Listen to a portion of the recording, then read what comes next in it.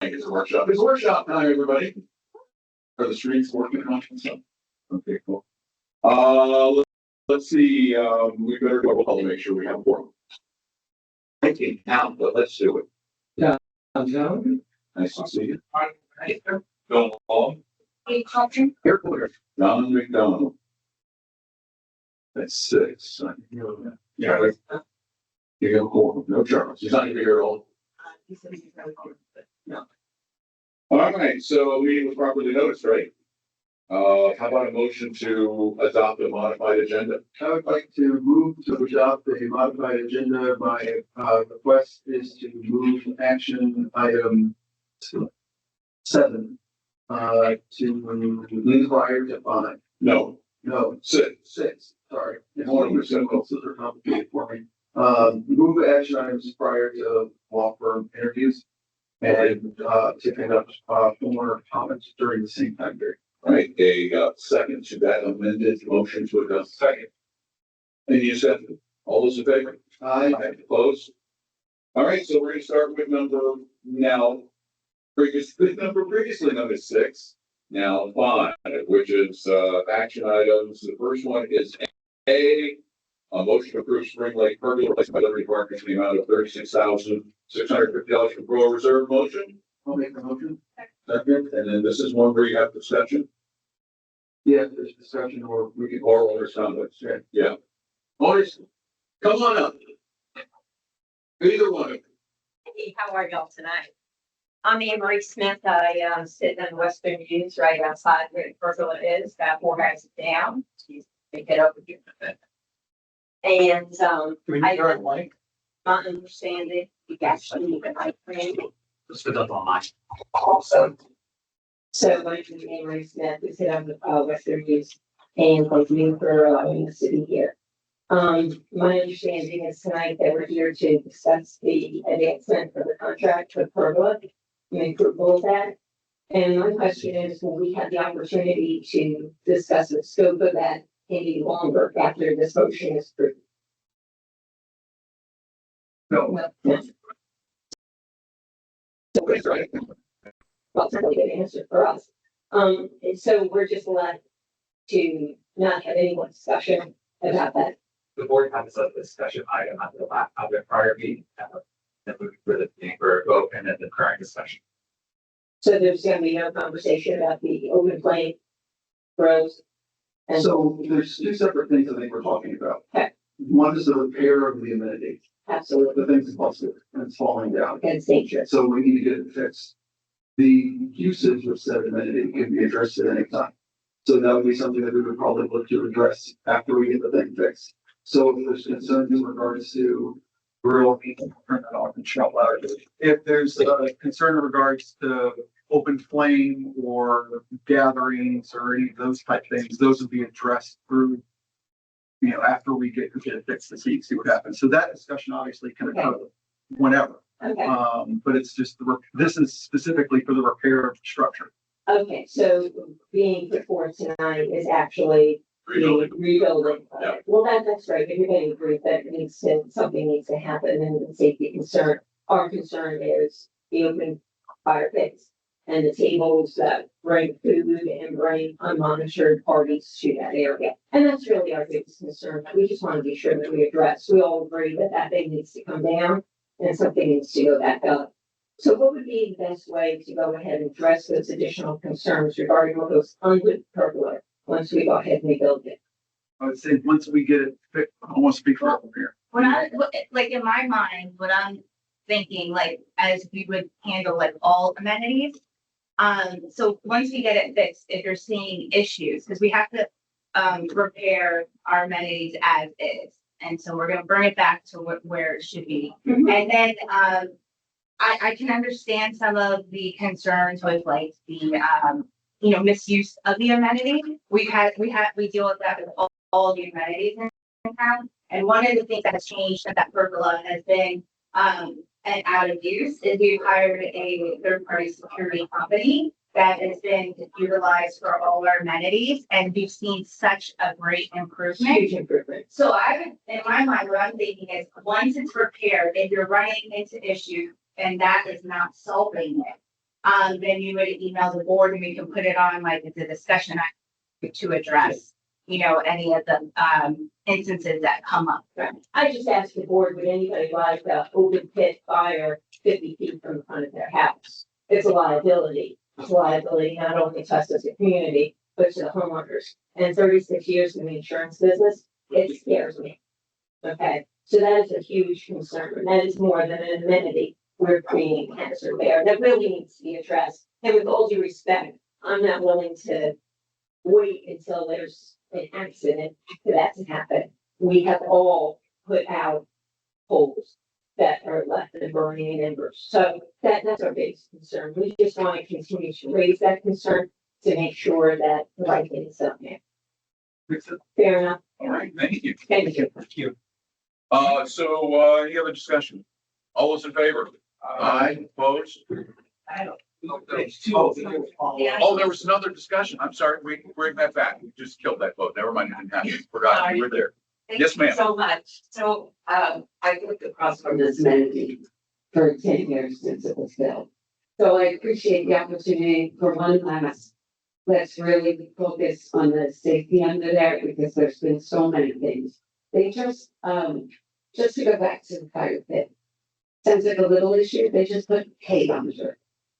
Catches fire and the right across from it, there's no street, there's only pavement. So when we brought this up before, someone said, we're the only place that has charcoal burning roads. Is that true? Within so many feet from the house. So if you could just maybe make that a priority, because it is fire hazard. And then I'll go back to the parties, the bad behavior, and what's been going on there. I appreciate the new service company that comes around. I actually see them on a regular basis. So hopefully they'll be able to handle the kids and what's going to happen. So thank you for listening. I think originally it was told to us it was only going to cost 20,000, and it looks like we're up at 36,000. So hopefully it's up there because the roof, if we're going to save it, is already built, especially in the front. So thank you for your time. I appreciate it. But if we can make a couple things a priority as the homeowner across, and I also spent a very long time in my career in insurance. Fire is nothing that you can stop, especially when you have no fire hydrant and you have no road in front of the house. It's in the back. So thank you for your time. And, yes, sir. And by the way, if we repeat the same things, we get it. We got it. Reiteration doesn't change it. Yes, I have one related question, a little bit different. Emily's my wife. I'm also 1583 Castile. My name's Jeff Smith. And the question is, there was a survey conducted 12, 18 months ago, and a number of homeowners and locals responded to that survey, raising the issue about the concern of the open fire pits, where the responsibility for putting those out has been ported to the people that make the fires while they're cooking out, or to the homeowners at night as the party concludes to run out and put those fires out. And so my question is to the board, as those issues got raised through the survey, was there a vote and a discussion that said, we acknowledge it's a concern, but we're going to leave them? Or has it never been brought to the board to have this discussion and said, we realize it's a liability, but we're going to leave them anyway and ask the homeowners to police those holes 5, 6, 7, right? As people finish cooking and there's a beers going on and they just leave, right? And they're smoldering and the wind blows on the bushes there and the hay. So I'm asking, my question a little bit is to ask, has the board taken up that issue and decided it is a liability we're willing to take on and port to the homeowners who were there to police them? Or has it never been an active discussion for the board? That's my question. I can't recall if we've ever discussed it specifically. I don't think any of us are going to state that we would admit that there's a liability, that we said that there's, that we're accepting of it. I think we discussed that we need to prepare the pergola. I think that was like the main board discussion. Right. There was acknowledgement that there were there was bad behavior out there by residents. There was also discussion that it's an existing amenity and removing an existing amenity requires community vote. Gotcha. And so then just follow up on my wife, if this isn't the forum to rehash that, at least these three homeowners that live on the U's are formally saying, you have a fire hazard there and have quoted the responsibility of managing that fire hazard to the local homeowners there on the block, or those that are having the party themselves, hoping in good faith that they put it out when they leave. And it's certainly been our experience that they don't often put it out. And we run down there with buckets of water and put that out as there's burning embers. So at least that now we're, bringing that up so the board's aware of that. And then I guess the next board meeting perhaps will show back up and ask the board to take that issue up and make a decision about those open grills and where they sit. Is that fair to come back to the next board meeting and say, can you make a decision about? But the point is to remove an existing amenity requires a community vote. Not just the vote of those who live close by. So, We would have to put it to the vote of the entire community. so let's put up and say we have an open, active charcoal burning fire pit with no water, no hoses. And we're just, That is something that should be put on a future ballot, but we're not gonna have a special election. When is the? I don't see that. Gonna be rebuilt? As soon as this is approved, that we'll get with scheduling, it'll be what, 45 It'll go into engineering and permitting, and after permitting, they're ready to. September? September-ish. Yeah, so come back. I would ask for the September meeting, we added this, or September workshop, we had an action item to discuss the charcoal grills. And what might be done. Used, and what could be done at that time, as well as a review from whatever law firm we have at the time on liability and concern. that's excellent. That's all I ask. Thank you very much. I appreciate it. All right, back to the vote. All those in favor? Aye. Opposed? No. Okay, B, motion to approve South Village Town Home Roof Project for 607.8. This is out of, reserves for the service area. Motion. Discussion. B and C are as presented at the last meeting. All those in favor? Aye. Anyone opposed? Motion. Sorry, is anyone else here to discuss any of the other action items that we're discussing? Okay, Okay, good question. South Village Town Home Roof Management, roof project by Kalik for 56,000. Service area reserves. Motion. See, second, John. Discussion. All those in favor? Aye. Opposed?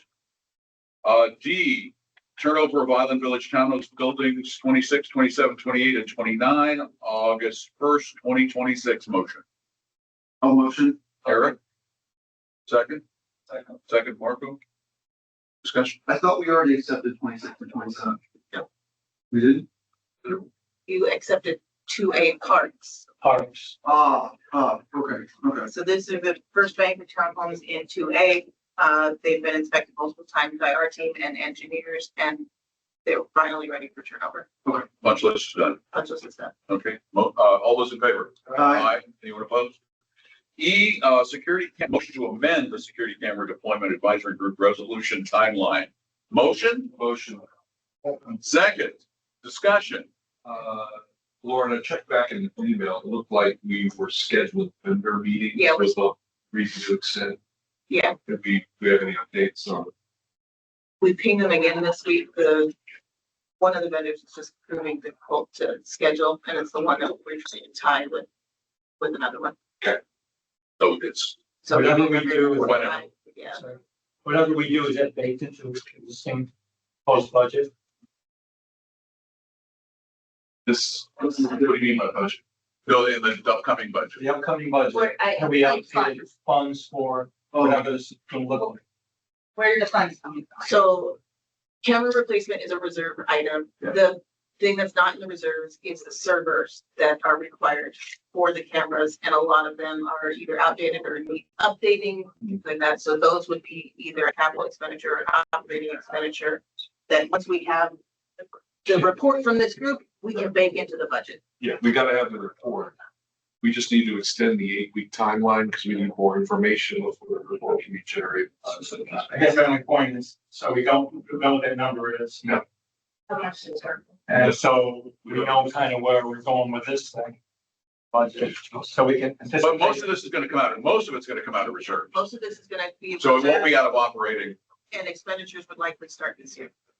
And this is, we're talking, the budget we're discussing really is operating. All right, all those in favor? Aye. Anyone We opposed? don't know how long we're extending. Just indefinitely. Okay, Yeah. indefinitely is fine, but we should be able to wrap it. Yeah. Inside 6 weeks out of it. Yes. All I right. stated your point there. The new 6, which was 5, which is the law firm interviews, we've got rules and, Rules. we got rules, 10 minutes. They get 10 minutes. We all get 10 minutes per period. Can a lawyer ever? Well, I wonder about the board. Can the board be that brief in their questions so that the lawyer's questions are I'm brief? looking at Mr. Rockwood. No yeah, me too. No presentations, and apparently I'm going to draw lots. As to Or we'll which, just try one at a time. who comes first. This is fun. They were all informed that they would be random chosen. And the winner is Becker. Come on down. Here's an excellent- You didn't 3D print their signs? No, there we go. Obviously, Yeah. They're not allowed to have that one. Oh, they're in store. Yeah. I thought they were gonna be online. I was like, well, that's kind of cute. You have to No, sign. we're all given rules of engagement. Becker and Associates, they're the They're big using a ones. lot right now. So, I don't care how they gave each other. so, yeah, I was gonna say, it's price fixing. The rest of that. Like, why aren't you sitting over there? There should be bigger than that. Yeah. Push back. We'll see. Using who? Which farm? Yeah. That's mine.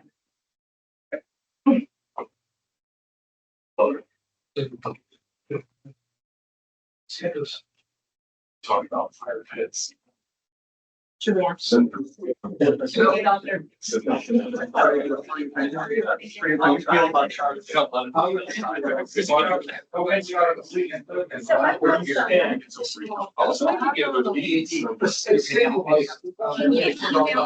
additional information with our. Hello. All right, hi, Becker and Associates. Hello. Would you guys like to introduce yourselves? Yeah. Scott Kiernan, I'm a partner at the law firm of Becker. We used to call ourselves Becker Polyakov. Now we just go by Becker. Just Becker. Yeah. Sure. Yeah. Yeah. We had a consultant tell us just use one name. It's easier. I bet I paid $250,000 for that consulting. Yeah. People didn't have to learn how to spell Polyakov. Yeah, there you go. Becker's easy. I got that one. Yeah. I'm Elizabeth Lamb-Patry. I'm also a shareholder.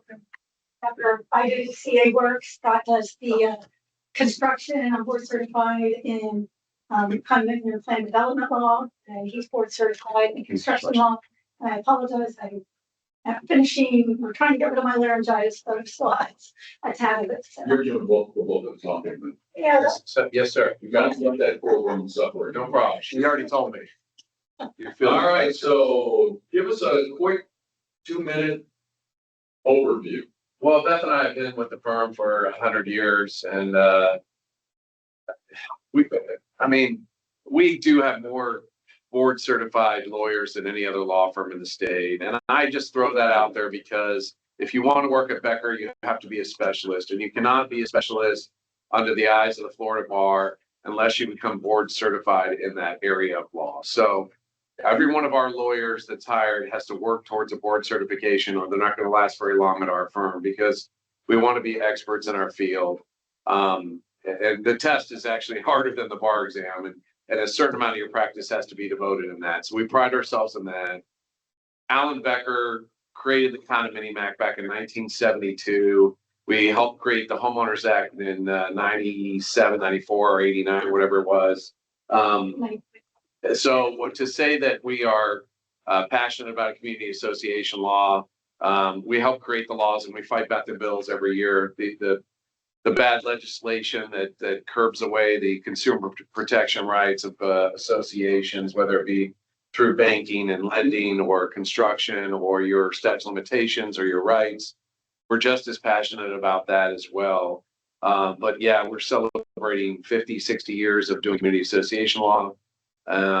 We used to represent at one time, I think, a third of all the associations in the state. That was before I started, but I've been there 30 years. I know you have too, but and then of course everybody's now doing it. So a lot of the lawyers are Becker disciples. They go off and start their own firm around the state. So we do run into a lot of our old partners and colleagues, but yes, we're very, very knowledgeable at the firm about community association law. So we kind of feel like we help write the Bible on it, so to speak. So that's my soapbox on us, on our accolades. All right, now, board, questions? Don, you want to start? You have this chair. Thank you for coming back. Sure. So we kind of think of ourselves as a little bit unique celebration as far as association. What do you guys know about us, and how could you help us? Since we are a little different than So average homeowner. yeah, no problem. We deal with a lot of very large community associations around the state. Some of them that have they start off with the PUD and they have the CCR, not the CCR. What's the one word you CCD or CDD, right? So we help guide them through the different aspects in the multi-association process with that. We do represent currently Baldwin Park, so we're familiar with these large association schemes and how they interplay with each other and how these developers have cut and pasted the documents from back in the day. We try to clean those up for you and make them a little more streamlined. So we definitely deal with the multi-tiered association, the residential, the commercial, the various sub-associations. So that all I can say is we've seen this scheme before. I think, I want to say way back in the day, we were involved a little bit of celebration, but I can't remember the history very well. But yes, we have that ongoing in other major associations around the state, the big ones around the state. We've represented them, so we know how that works and how that interplays with that. So we're well aware of that. All right. Mark, any questions? I have no question, but thank you, Scott, for your time being here. Sure. And thank you for Becker, because we are the first one to provide the board certification and help our lives. It was very affordable, very easy to do. When you change the law, you have the certification. It was a game changer. Thank you so much for providing that for us. We actually give, it's a good segue that we give so much free legal advice on our website and the articles. Like every lawyer in the firm writes an article quarterly. We do a newsletter. We offer the certifications. I mean, you could probably find some, everybody AIs everything and sends it to us first. They're like, well, we have the answer. I'm like, well, that bill died on the House floor, so that's not even a law, but so we have to sort through that. But you can get a lot of information just from Becker's portal on construction and community association and the articles. So we're real big on education, and we try to keep up with that for you as well to make that easy. And our clients, all the board members get classes for free. I just did one that's just was put out online. That's top 10 do's and don'ts for board members. So because we do still have continuing education classes, that one lasts 4 years, but so we have a lot of information, and we're willing to come out and give presentations here too. Like presentation on charcoal fire. So I just say thank you. You're going to really help us out. I will say too, our firm spends a lot of money on lawyer education. Every January, we have a full trial. It's like a 4-day trial that every litigation lawyer has to go through, because every case gets right up to trial, and then the insurance company settles. They make you go through 2, 3 years or 4 years of the craziness, and then they settle with you right at the last minute. We're prepared to go to trial, and we do a full week trial every January. It's a mock fake trial, but we bring in consultants and we have a jury, just because we want the insurance companies to know and opposing counsel to know, like, they're going to try the case. They're going to actually do the stuff that takes it all the way to the jury. And Beth does that too with community association. which I think you teach that stuff now. So, yeah, so we're big on education too. Like if a new law comes out, we're on it. The legislative update, we're going to tell you about it. That whole, before it comes out, we're going to tell you what to expect and then give you the synopsis after. Sorry, I didn't mean to interrupt. No, you're fine. Yeah, thank you for coming. If you were sitting in my seat, what question would you ask? What's your response time? How soon are you going to get back to us? Yeah. And here's my thing. I don't know why I do this. I must be crazy. My cell phone's on my email book. So if you're like, hey, we got a board meeting tonight. We forgot to ask you something. We need an answer to something. I can usually get it to you. If I haven't gotten back to you, just email me again. I'll get it right. I'll call you. Call my cell. We'll get back to you. That happens a lot now. Beth's going to kill me because everybody wants something yesterday. I mean, I just got like construction contracts on my desk from somebody that settled a Hurricane Irma claim, and now they want a contract turnaround in a week. And I'm like, this is like a $10 million contract. I need to like read it. It's important to read it, but I'll be honest with you. I'll say, hey, look, I can get this back to you Monday. Can you wait till Monday? Can you wait till Tuesday? So our thing is answering and being responsive, because if you don't respond to the client within 24 hours, you're not going to be at our firm. And my thing is, you need to respond on the same day. Sorry to get back to you. I was in a hearing today. I was in a mediation today. I'll get back to you tonight or first thing in the morning. So responsiveness, Yeah, I mean, I think we all have that same, at least 24-hour period of saying, at least saying we received your email and we'll research it. Because a lot of times I have to dig into the documents, look into things, so I'm not going to be able to give you the answer. I mean, sometimes I can't give you the answer that day if the question, doesn't require reviewing the documents. But yeah, we do pride ourselves on at least responding. And then if you have an absolute deadline, let us know. We'll do our best. Katie, we're coming down to the wire. So. Okay, I'll be real quick. First of all, I definitely see the value of having board certified attorney's certification on for this association, because I think it's really important how unique that we are. So I don't have any questions there, but this one question I'm just kind of curious about your processes. If we were to seek a legal opinion on something, what is your process as far as before delivering it to the board? Do you have someone that goes through and proofreads it to make sure like the statutes being quoted are accurate, or like what is the process there? Because I don't want to have to like for boards have to be double checking like different statutes. Oh yeah, what to the wrong statute. Yeah, I mean, if I ask an associate to do it, I always review it before it goes out. I do it and I'm keep reading, double checking myself through this. Yeah. If we've given you legal advice, you can take it to the bank. If it's incorrect, that person's getting fired. So it's you're not going to last long at our firm.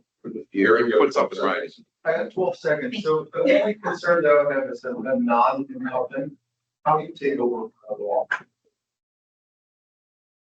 You're asking if we were to be.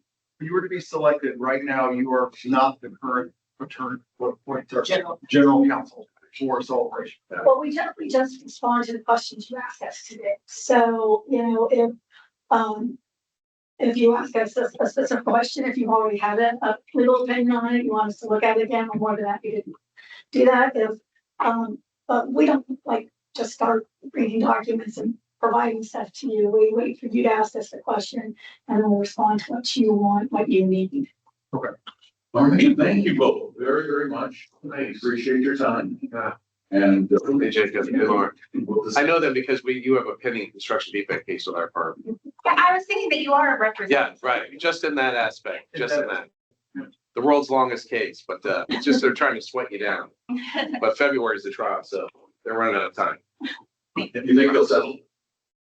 Yeah, I do. They all do. They just push you to the very last minute. I threw a fit yesterday in a hearing where they want to push off the trial for another 6 months, and I was like, absolutely. I was basically pounding the table. But I'll update you on that email as soon as I get the ruling on that. All right. Thank you very much. Appreciate that. Thanks for your time. I'm going back to the well. The next piece of paper comes out of the company. And up next, ladies and gentlemen. Somebody go to drum roll? Yeah. On spot. Yes, indeed. What's the process from here? We're gonna have a meeting on this. You'll vote at your next meeting, so that you would select the council. We talk. You can talk offline. Or you can talk in this meeting. Yeah, we can discuss it, because this is a discussion meeting.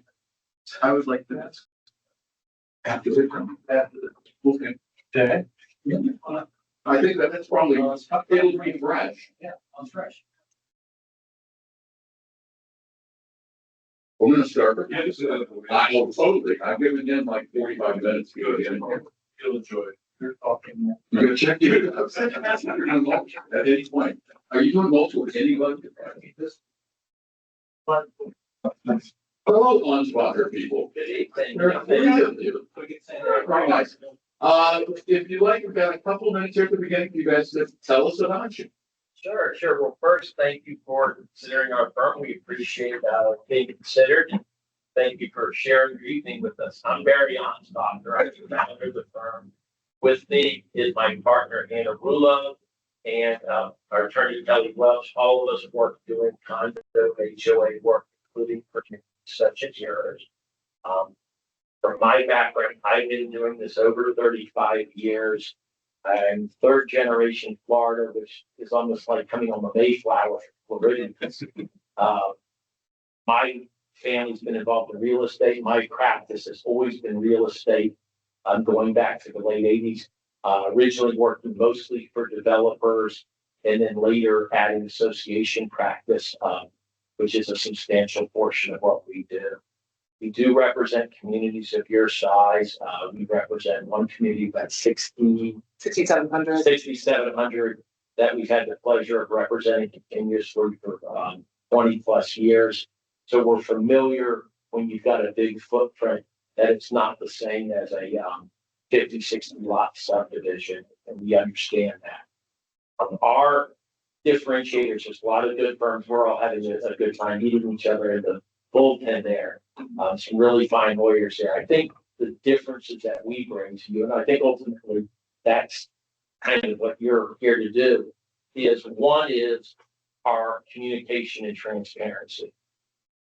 We believe that we have the duty to keep you informed. So we don't believe a portal and you having to log in and go find out.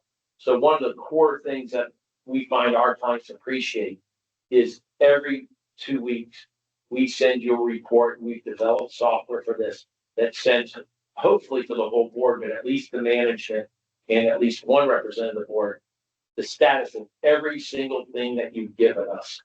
And we do that both for any collections and for any general matters we do. And we feel like we have a duty to inform you, not for you to ask us where things stand. And we know that's our friction point in dealing with lawyers. And it also keeps us honest because we know if we're going to report to you in 2 weeks, we don't want to keep saying we haven't done anything. So we motivate ourselves to keep working on that.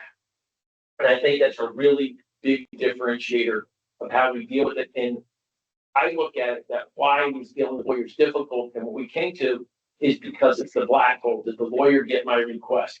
Do they understand what we want? When will it be delivered? And we looked at the model we wanted to come up with, because they laughed a little bit, was not other law firms, but things like Amazon and FedEx. When you place your order, you know what you're getting, you know when you're getting it. They give you a tracking number, and they keep you informed of the status. And if the truck is, weather delayed, they'll send you a notice of happening. And frankly, that's how we deal with each request we give. We give it a tracking number. We confirm to you, we have received a request to do this. And that's important because sometimes, especially when you're a collegial group and you're talking about things, maybe your manager is getting legal advice sooner than you were ready, or maybe it was not communicated exactly how you wanted us focused. So most of the time people are fine, but if we're not going down the right path, they give us a chance to redirect us to make sure that we're acting precisely and efficiently. And I think that is something a little bit unique what we do. And I think it makes your lives as volunteers easier. And I think we provide better service to you and to your manager with it. I guess the other thing that we do is everybody talks about team approach, but we do not have my client, Hannah's client, Kelly's client. In our practice, we all service all the clients. Hannah really takes the lead of making sure each request that comes in is timely assigned and followed up. And we like to peer review internally so that you get the benefit of the wisdom of everybody in our firm.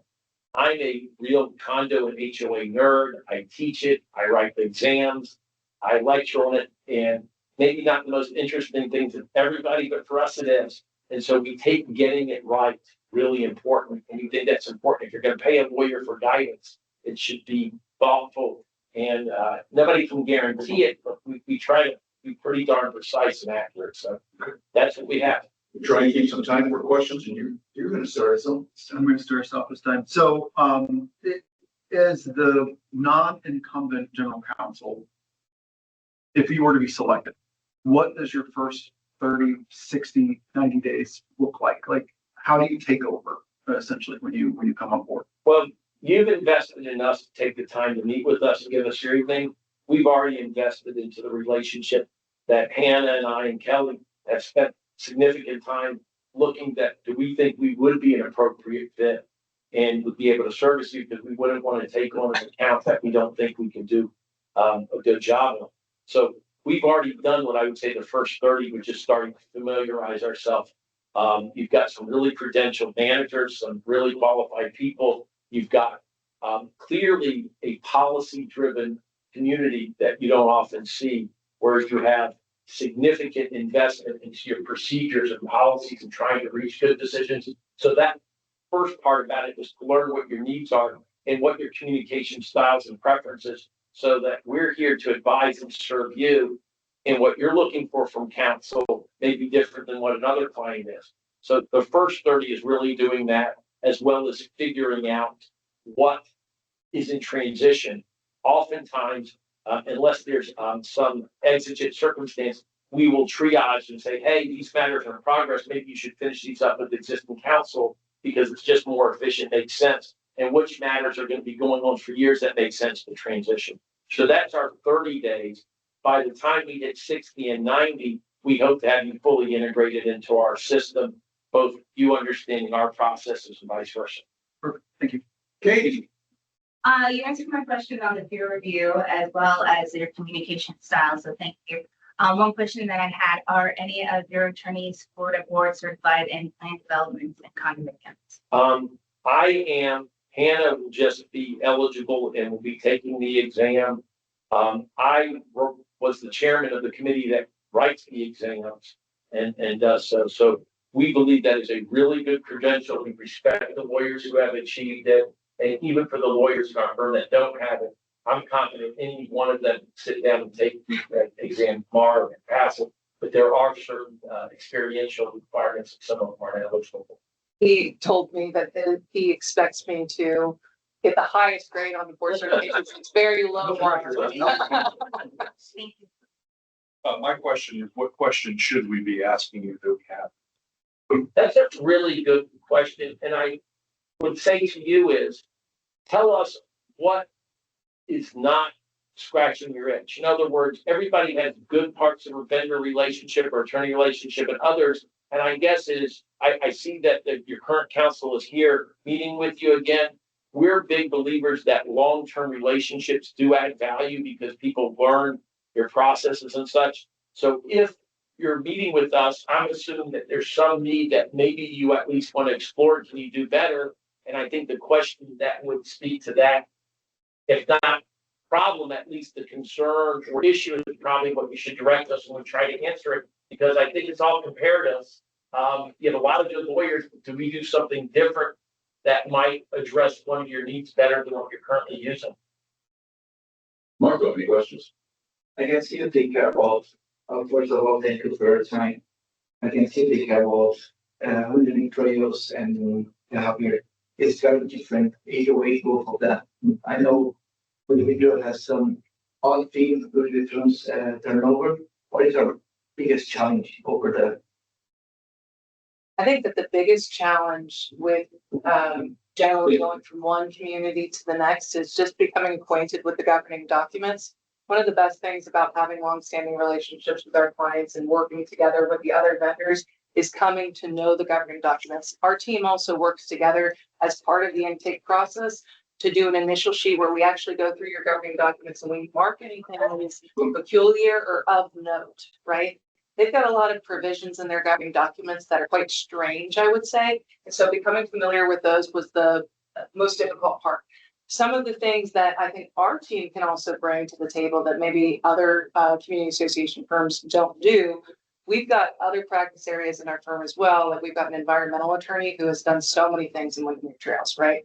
And he's worked closely with the county in solving a lot of their issues. And it has cost them a lot less money because he already knows how to do all of this stuff with the county as far as it relates to any environmental regulations. So we have so many different specialists. Barry is the HOA Community Association specialist. And it's funny because something he says a lot is, you know, do you need a teaspoon of lawyer or do you need a cupful of lawyer, right? And we like to measure it out. If you want to send somebody a violation letter because they haven't mowed their lawn, right, or they've hung something without architectural approval that no one in the community likes, it's against the rules, you know, we can get Kelly to do that, right? She's one of our new associates. Barry oversees it. He makes sure that, hey, we're following the right procedure. You don't need him to go sign it, right? Now, if we want to have a crazy litigation because the developer, you know, or I know you guys have your own developer lawsuit way back when, but, you know, say we've got a vendor dispute, right? And things are taking a left turn, we'll bring the big guns in, right? Barry's going to come in and he knows everyone and talks with everyone too. And I think his expertise also helps in the general area of Florida because you practice with so many people, you know so many people that oftentimes one of my favorite things is that he can solve a problem through a call or by mediating it, you know, in a way that we don't have to bring in an action mediator. We don't have to bring in you know, counsel to the other side. We're able to solve this internally. Don, you're the one with 12 seconds now. Okay, 12 seconds. Start the clock. Thank you again for being here tonight. We don't think of ourselves as a run-of-the-mill HOA. And I'd like to hear from you what you see about the celebration of how we're different than a regular HOA. What do you know about us? Well, absolutely. I mean, to start off, you guys are a very large association and you guys are really embodying different types of, you know, pillars of importance, and Disney is such an important impact on where we are located. And it's such a different environment here. I know I live in Orlando. I come over to Celebration all the time. It's just a different feel when you come into this neighborhood and you really feel a different type of community. And you have very many different sub-associations that kind of have to interplay with all of each other. And it can be difficult to navigate, but, you know, we have dealt with different sub-associations and master associations many, many times. So it is very, very, you know, we're very used to it, but it is very unique for you all. And you all definitely take your volunteer jobs here very seriously. We've been able to see this in the way you all do your RFPs and the way you all interact with your vendors. And we think that is very, very unique and a very, very amazing job that you guys are doing here. Thank you all very much. Thank you. Thank you. Thank you. Thank you. All right, 3 more than do I have to shake the cup for 3? I don't know which one's which. They're all going to be seen. Oh, Larson's Lake. Well,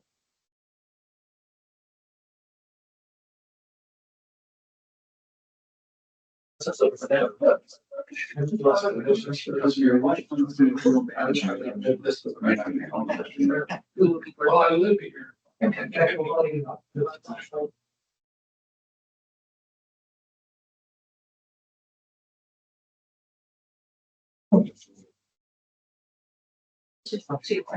Just mess around with license things. And then our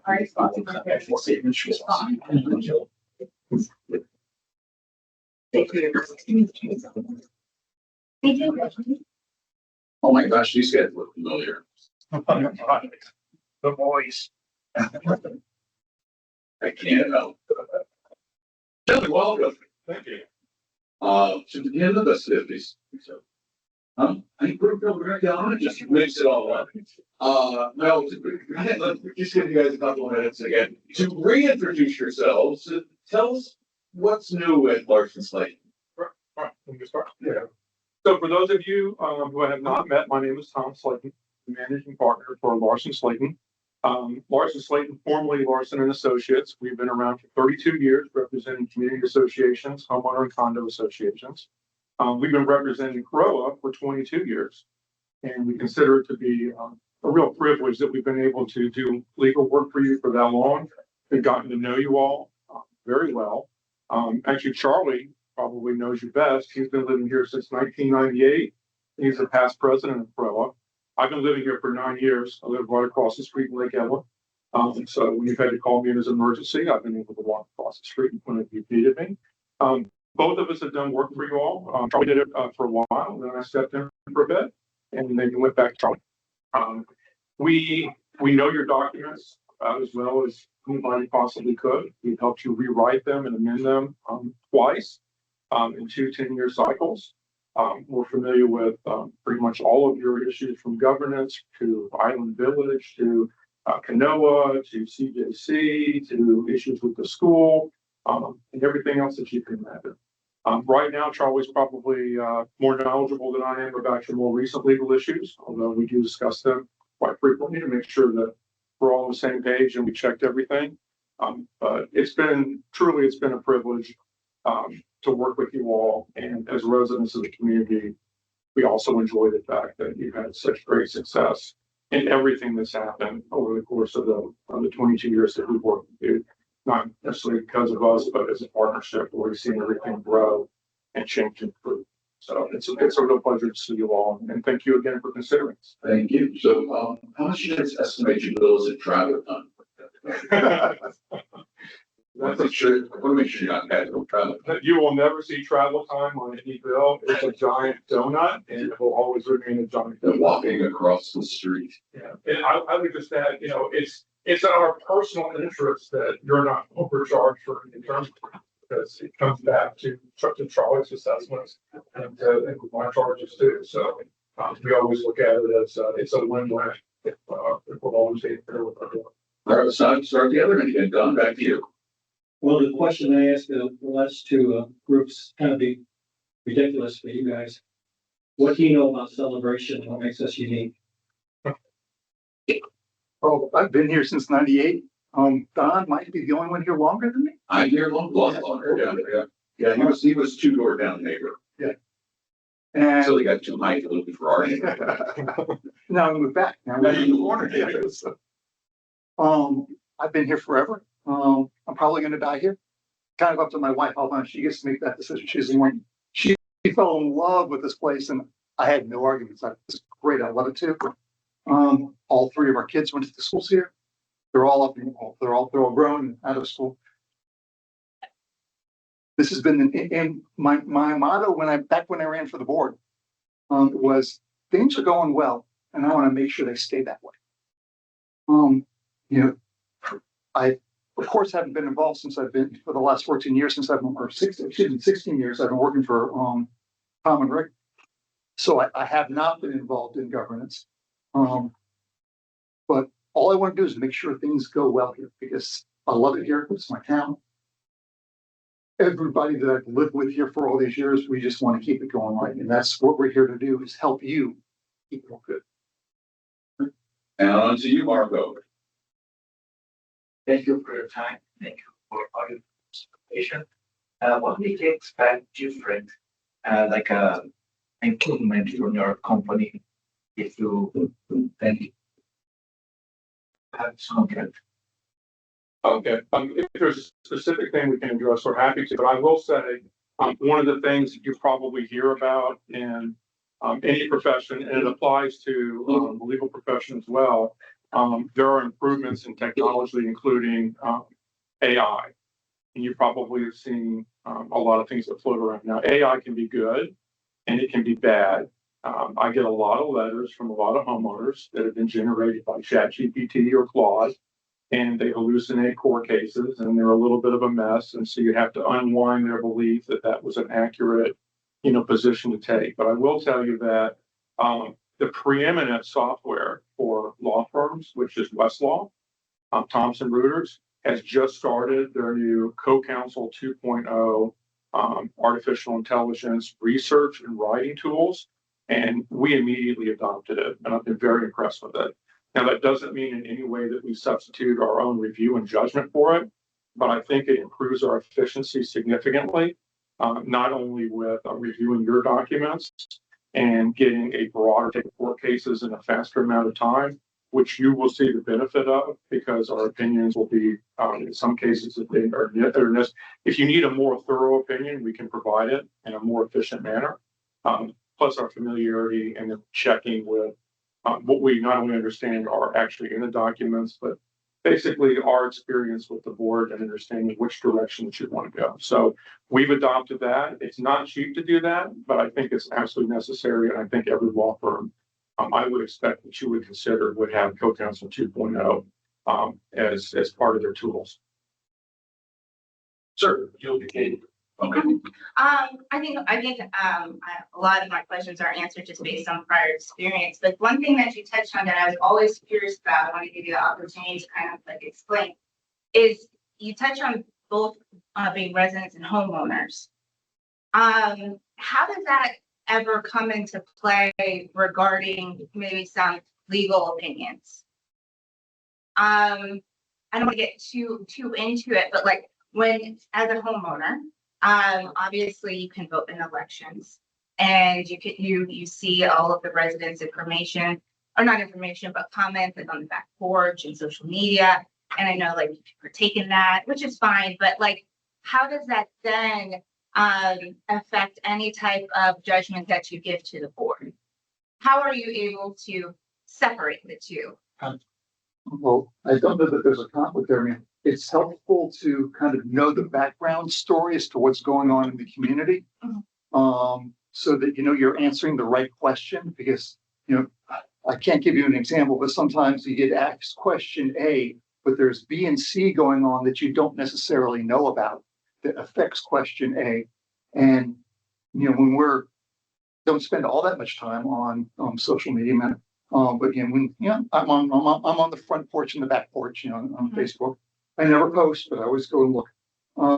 So sometimes knowing that B and C are the concerns of the community, it helps to actually address the question A, knowing what the background is. Whereas, you know, I might miss the point if I don't know what the background is. So it's actually be helpful in that way. Yeah, I would just add, I'm not on social media. I do hear from Charlie what social media does say.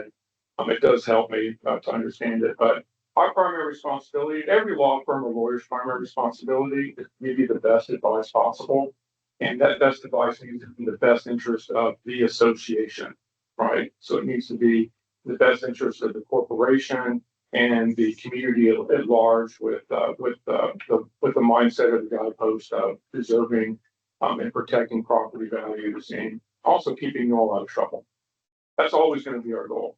So there's never a conflict between us as residents, keeping the association out of trouble or taking the best and safest position possible on an issue and residing there. That's always going to be, how we do it. As long as you know, any information or opinion that we give, it needs to be understandable, it needs to make sense.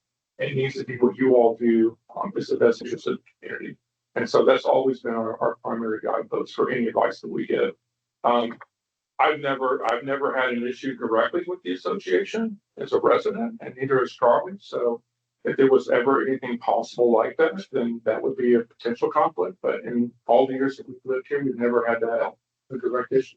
I'm going to speak for Eric and ask you, what do you think of mulch? I'm sure. Yeah, that's a touchy subject. So for transparency, I've been asking all the other firms what their onboarding plan is if you were to be selected. Your onboarding plan is you're already here. We're going through this process right now because we're opening it up. As a result of knowing that we're doing this, if you reselected, what would you maybe look at, or other questions that you would ask, you know, us on kind of why we're doing this now? Like, what's the process that you would look at in the next 30 days on any things that you would look to change, improve, start doing, stop doing, or continue as is? Well, we know why you're doing it because it's required in the declaration. So we were around for that writing, that portion. I don't know there's something specific that we need to adjust or change? No, we Yes, I know Prime has already given them an excellent deal. yeah. He has the numbers for that. Yeah, so I mean, with respect to, you know, the prime agreement that we have, I think it reflects probably, you know, the most cost effective option for you. So we don't look to change that. We recommend you stay with that.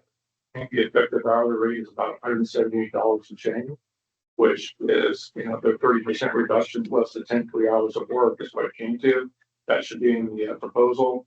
With respect to operations, I think we work well with Lauren. We've always appreciated her taking the time to talk to us on a regular basis. She gives us feedback and information. We try to satisfy all requests, either of Lauren, the management team, or you. There's no procedure or policy that we see that requires immediate attention or change. If there is anything that you all have thought of that you prefer us to do differently, we're always open to that. I'm not aware of a standing request to do that we haven't honored or would not honor. We would always be happy to accommodate what the board views as the best policy or practice or management, the management team more. What about the issue of board certification? Do you feel that's an important qualification, credential to have? To be able to provide board certification funds? Yes, it's in flux. It's the weird thing about it. Yeah. Because what's happened is the state changed some of the requirements, and they have the board certification classes online now. And so at least until we sorted out exactly what was required, I think we in some cases recommended them. We've done a board certification class right before the change in the statute. We've done it for many years for you all. Yeah, Tom, I think. Yeah, what I meant was the condo and HOA board certification for you as attorneys. We're qualified to teach both of those classes. Yeah. No, the state board certification for plant development condo attorneys. Okay. So Rick is, yeah, so, I think Rick held on to it. Yeah. He was on it for a bit. And then the problem with those qualification requirements is they had it many, many years ago. And Rick Larson qualified, just to opt in because he'd been practicing longer than I had in the area. And then they just completely dropped the program. So the board certification disappeared for many years. It reappeared like 5 or 6 years ago. But one of the complications, and so Rick stepped back in and I looked into jumping into it.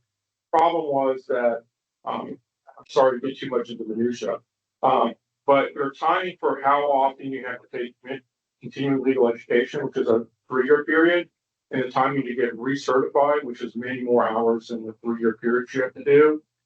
If your 3-year period for 30 hours expires shortly before, it's the worst case, the board certification expires, you have to squeeze in all those extra hours as if you started from zero, then just a couple months.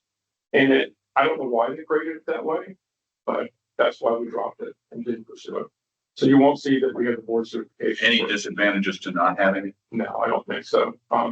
I mean, for most of the time, attorneys that are far more experienced than me have not held that board certification and have never desired to do so.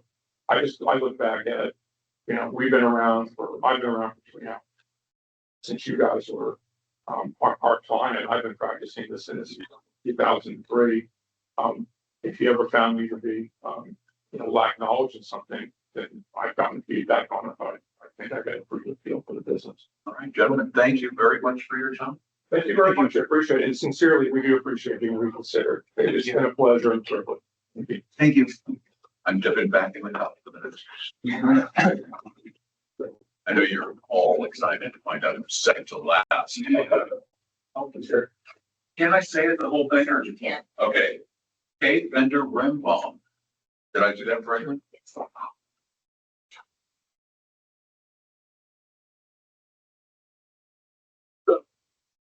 Jacob, I really appreciate your contributions this meeting. He's getting his steps in. Yes. Let's go to 20. Let's see if I can read it. That's all right. That's great.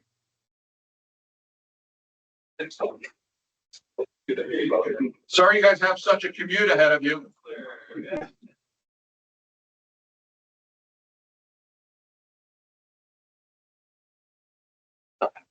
Thank you. Hi, everybody. Hi there, are you Kate Bender or Rembald? None. Oh, darn it. Sports side. All right. Well, why don't you tell us who you are and a little bit about you for a couple of minutes before we get to questions. Sounds good. My name is Alan Schwartzide. I'm the managing partner of the Orlando area office of our firm. We've got 27 attorneys, 9 including myself, are board certified specialists in this area of law. What that means from a practical perspective is regardless of what you think, the Florida Bar says we're experts. We've got another one board certified in construction, so I know that you guys have a laundry list of potential issues that you would like your new counsel to be able to address for you. I've had 2 instances in the last 4 years that I've been back with this firm. I did a 4-year stint, moved up here, and then I'm back for another 4 after a couple of years away. But I've had 2 instances where we sent anything out to a different firm that wasn't a construction defect issue, which presumably given the age of the community is not something you guys will ever have to deal with. So the reality is pretty much anything that comes up, we've got you covered. We can handle collection, handle covenant enforcement, any other litigation. I've got a litigator that is now in my office so that we don't have to have me personally going out and handling that stuff. The transactional work, day-to-day guidance, amendments, things that you guys have mentioned in the RFP. There was nothing in there that we cannot and have not handled probably 100,000 times before since 1993 when the firm first opened. So now I'll be quiet until you guys ask questions. All right, starting here. So, we currently have obviously an incumbent general counsel, so this who we have. What does your kind of onboarding plan, if you were to be selected, look like within the next 30 to 60 days after being selected? So if we're selected, once the general counsel retainer is signed, we order a set of the governing documents, make sure we're working from the same set as you are. We'll get whatever the title agent didn't get, compile everything in one PDF. That's the entire onboarding process. Obviously we won't know all of the history of the community. We won't know what litigation or collection matters you've got going on. It's obviously up to the board whether you choose to have the current counsel finish those out or transfer them over. But that's really our entire onboarding procedure is we get the documents in, maybe we set up a meeting so that if there are any immediate issues that you all need handled right away, we're able to handle them for you. But other than that, we exist whenever you need us. I know that there's a, once a week meeting that you guys want to set up, things of that nature. We can handle all of that without a problem. But in reality, the way that our representation works is you call, we answer within 1 business day. We get the job done. You get a bill at the end of the month, and we talk later when you need us again. So there's no upfront retainer. There's no annual fee unless you choose to use the special collection program that I included in the package, and there are no monthly minimums. So if you don't use us for 6 months, although I don't see that happening with a community like yours, you won't get a bill for 6 months, assuming you pay the last. Katie. One of the things that you touched on is the board certified attorneys on staff. How do you think that adds value to an association? Well, it guarantees that you've got some people within the firm, including the person that would be primarily responsible for the work, that actually know what they're talking about. You don't get board certification as someone who has no knowledge in this area of law. I won't go in detail, but there's rigorous testing, and I actually now teach other attorneys how to become board certified. So it provides benefit not because look at what we've got on our resumes. It provides benefit because it guarantees a minimal level of competency that you don't have otherwise. Bill, what question should we be asking that we haven't asked? Well, there haven't been a ton of questions yet. So in reality, the most important question. That's a very good way. That's a better question. No offense. The reality is, I think the most important question is how we would work together, because you can work with a firm that's got 1,000 attorneys. You can work with a firm that's got 1 attorney. They're all going to work different. So realistically, I think one of the most important things, and that's a great question. I'll answer it now. In reality, I think that the way we work with our clients is a lot more, it shifts around a lot more based on what the client needs rather than a rigorous, this is how we operate. You don't like it? Fine, don't work with us. So you say you tailor your experience Oh, that's Yes, even see, better. now you said it then. Yeah. Give them the sign. You get the sign now. No. Yes, so that's in reality, we're tailoring the work and the way that we work, the way we communicate to what our clients need. It's not, well, I will only communicate you if you set up a meeting. You call my number, I will pick up the phone unless I'm busy, and if I'm busy, I'll call you back right after. You send me an email, fine, I'll respond to the email. You want to use WhatsApp? I downloaded WhatsApp only because a client asked for it. So, and I know that you guys have got some specialized technology that you prefer to use. That's not a problem at all. So the reality is, I think that the most important thing, other than obviously the knowledge that a firm has, the ability to do all the work that you need done in, I would say, an efficient and effective manner, is how are we going to work together? And I think I won't speak about any of the other firms that are here, but I think in Central Florida, we work with our clients the way they want more than anyone else. You're winning for succinctness so far. Well, I know I don't have a lot of time. You're good. You're doing We great. appreciate it. That's working with us. See, told you. If your firm will be selected to serve CROA, CROA will be the first client you would think that you have. No, we probably have, I mean, we've got a lot in Orlando, but probably 15, 20 in Kissimmee. 15 to 20. Which office will take care about that? Because I saw Mine in Winter Springs. What? My Winter office Springs. in Winter Springs. Oh, So we've got 4 offices. I didn't want to bother you with the other 3 because they're not close to you. But we do have, we've got 4 attorneys in my office, 23 in other offices. But the Winter Springs office and me in particular, we would be your primary points of contact.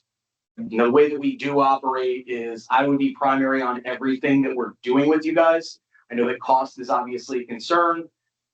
Me being your primary doesn't mean I'm the only one doing the work and you're paying my hourly rate for everything that the firm does. The goal would be for, frankly, the cheapest attorney who's capable of doing the work competently to do it, and then me to review it before it gets to you. So you're getting my quality of work on literally everything that comes out of the office without paying for my hourly rate for the whole project. Done. 2 questions. So you have Winter Springs office, so you have clients, HOAs in Central Florida? Throughout, we have right now, I think about 250 communities just from my office. And we think of ourselves as not the run of the mill. I agree with that. And so how do you perceive us? How do you see us is different than a traditional HOA? I think that you've got, and I'll compare you to another one of our clients that I listed on the RFP, Latitude Daytona, which is the Margaritaville. You've got the entire community, not just an HOA.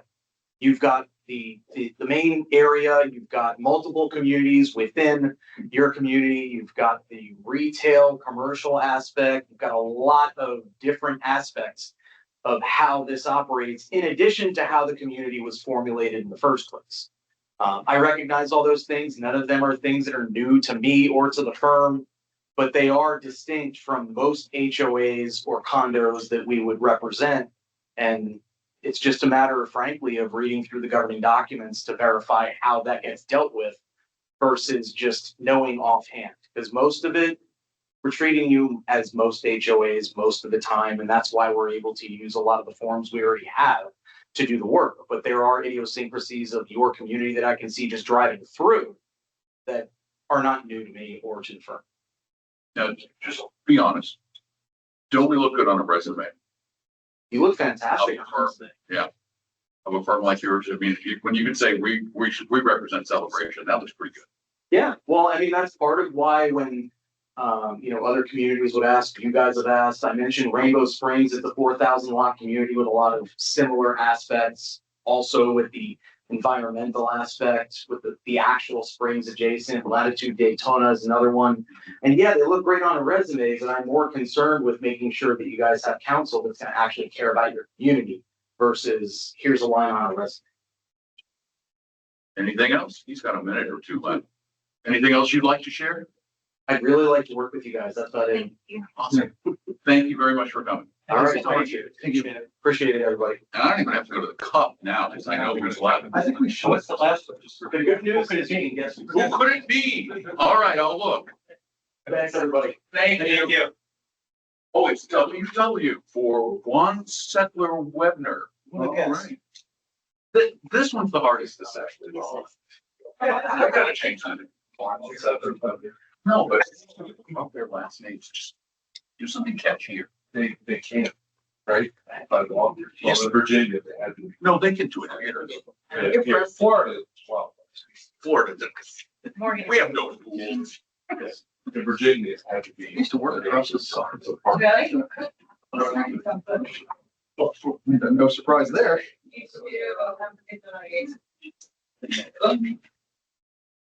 Save the best for last.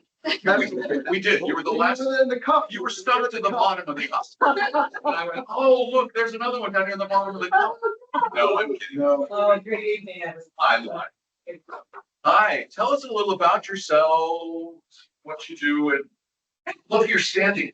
One other attorney stood, and I'm going, I feel like we're because they stood up. If I go to the podium. Yeah. Oh, She's a former prosecutor, so she'll work. I'm short, I sit down on. You vanished behind. Yeah. So I'm Karen Wansa, this is Sarah Webner. We are the last but not least One Settler in Webner. And unlike the other firms that you interviewed tonight, we are probably your smallest firm. And we do want to address this head on because one, we want to thank you for the opportunity of letting us speak and address the board tonight. But two, also we're neither embarrassed nor hiding from that because we are a boutique law firm. We do have some very large size associations. This isn't anything we felt uncomfortable bidding for. We wouldn't if we didn't think we could handle the work or add value. But we just wanted to let you know that we do appreciate the fact that you were willing to interview our firm where we're more of a general practitioner for association law as general counsel. We also do litigation for our associations. But if you need a specialty, if you need one law firm that has a specialist of all types of real estate, that is not what we do. We don't have an eminent domain attorney. We refer those out. We don't have a construction defect attorney. We would refer those out and bring you 3 or 4 firms to interview. And that's kind of our model in our approach to association law. So it's a little different than the larger law firms, but it's also more personal. I went to the University of Florida for law school. I've been practicing for about 29 years. Sarah, you're what, 15? And Gator undergrad and then Florida Coastal up in Jacksonville. We have approximately 850 associations. Currently, our largest one is around 8,500 homes. It is a master community. It has mixed townhouses, single family, condominiums, commercial, short-term rental headaches, long-term rental headaches, and everything in between. And we just pride ourselves on more of a personal touch in terms of I'm not exclusive to one association. Sarah's not exclusive to one. We try to be available so collaboratively. Our office is in downtown Orlando. Sarah Group and Dr. Phillips, she's probably related to someone here because you don't go anywhere where she doesn't know someone or is related to them. And we try to bring a business sense to general practice. Sometimes the solution that you need is a business model more than a legal, and I don't mean something illegal, just more that sometimes it's a business decision in dollars and cents more than go fight the fight for the sake of fighting.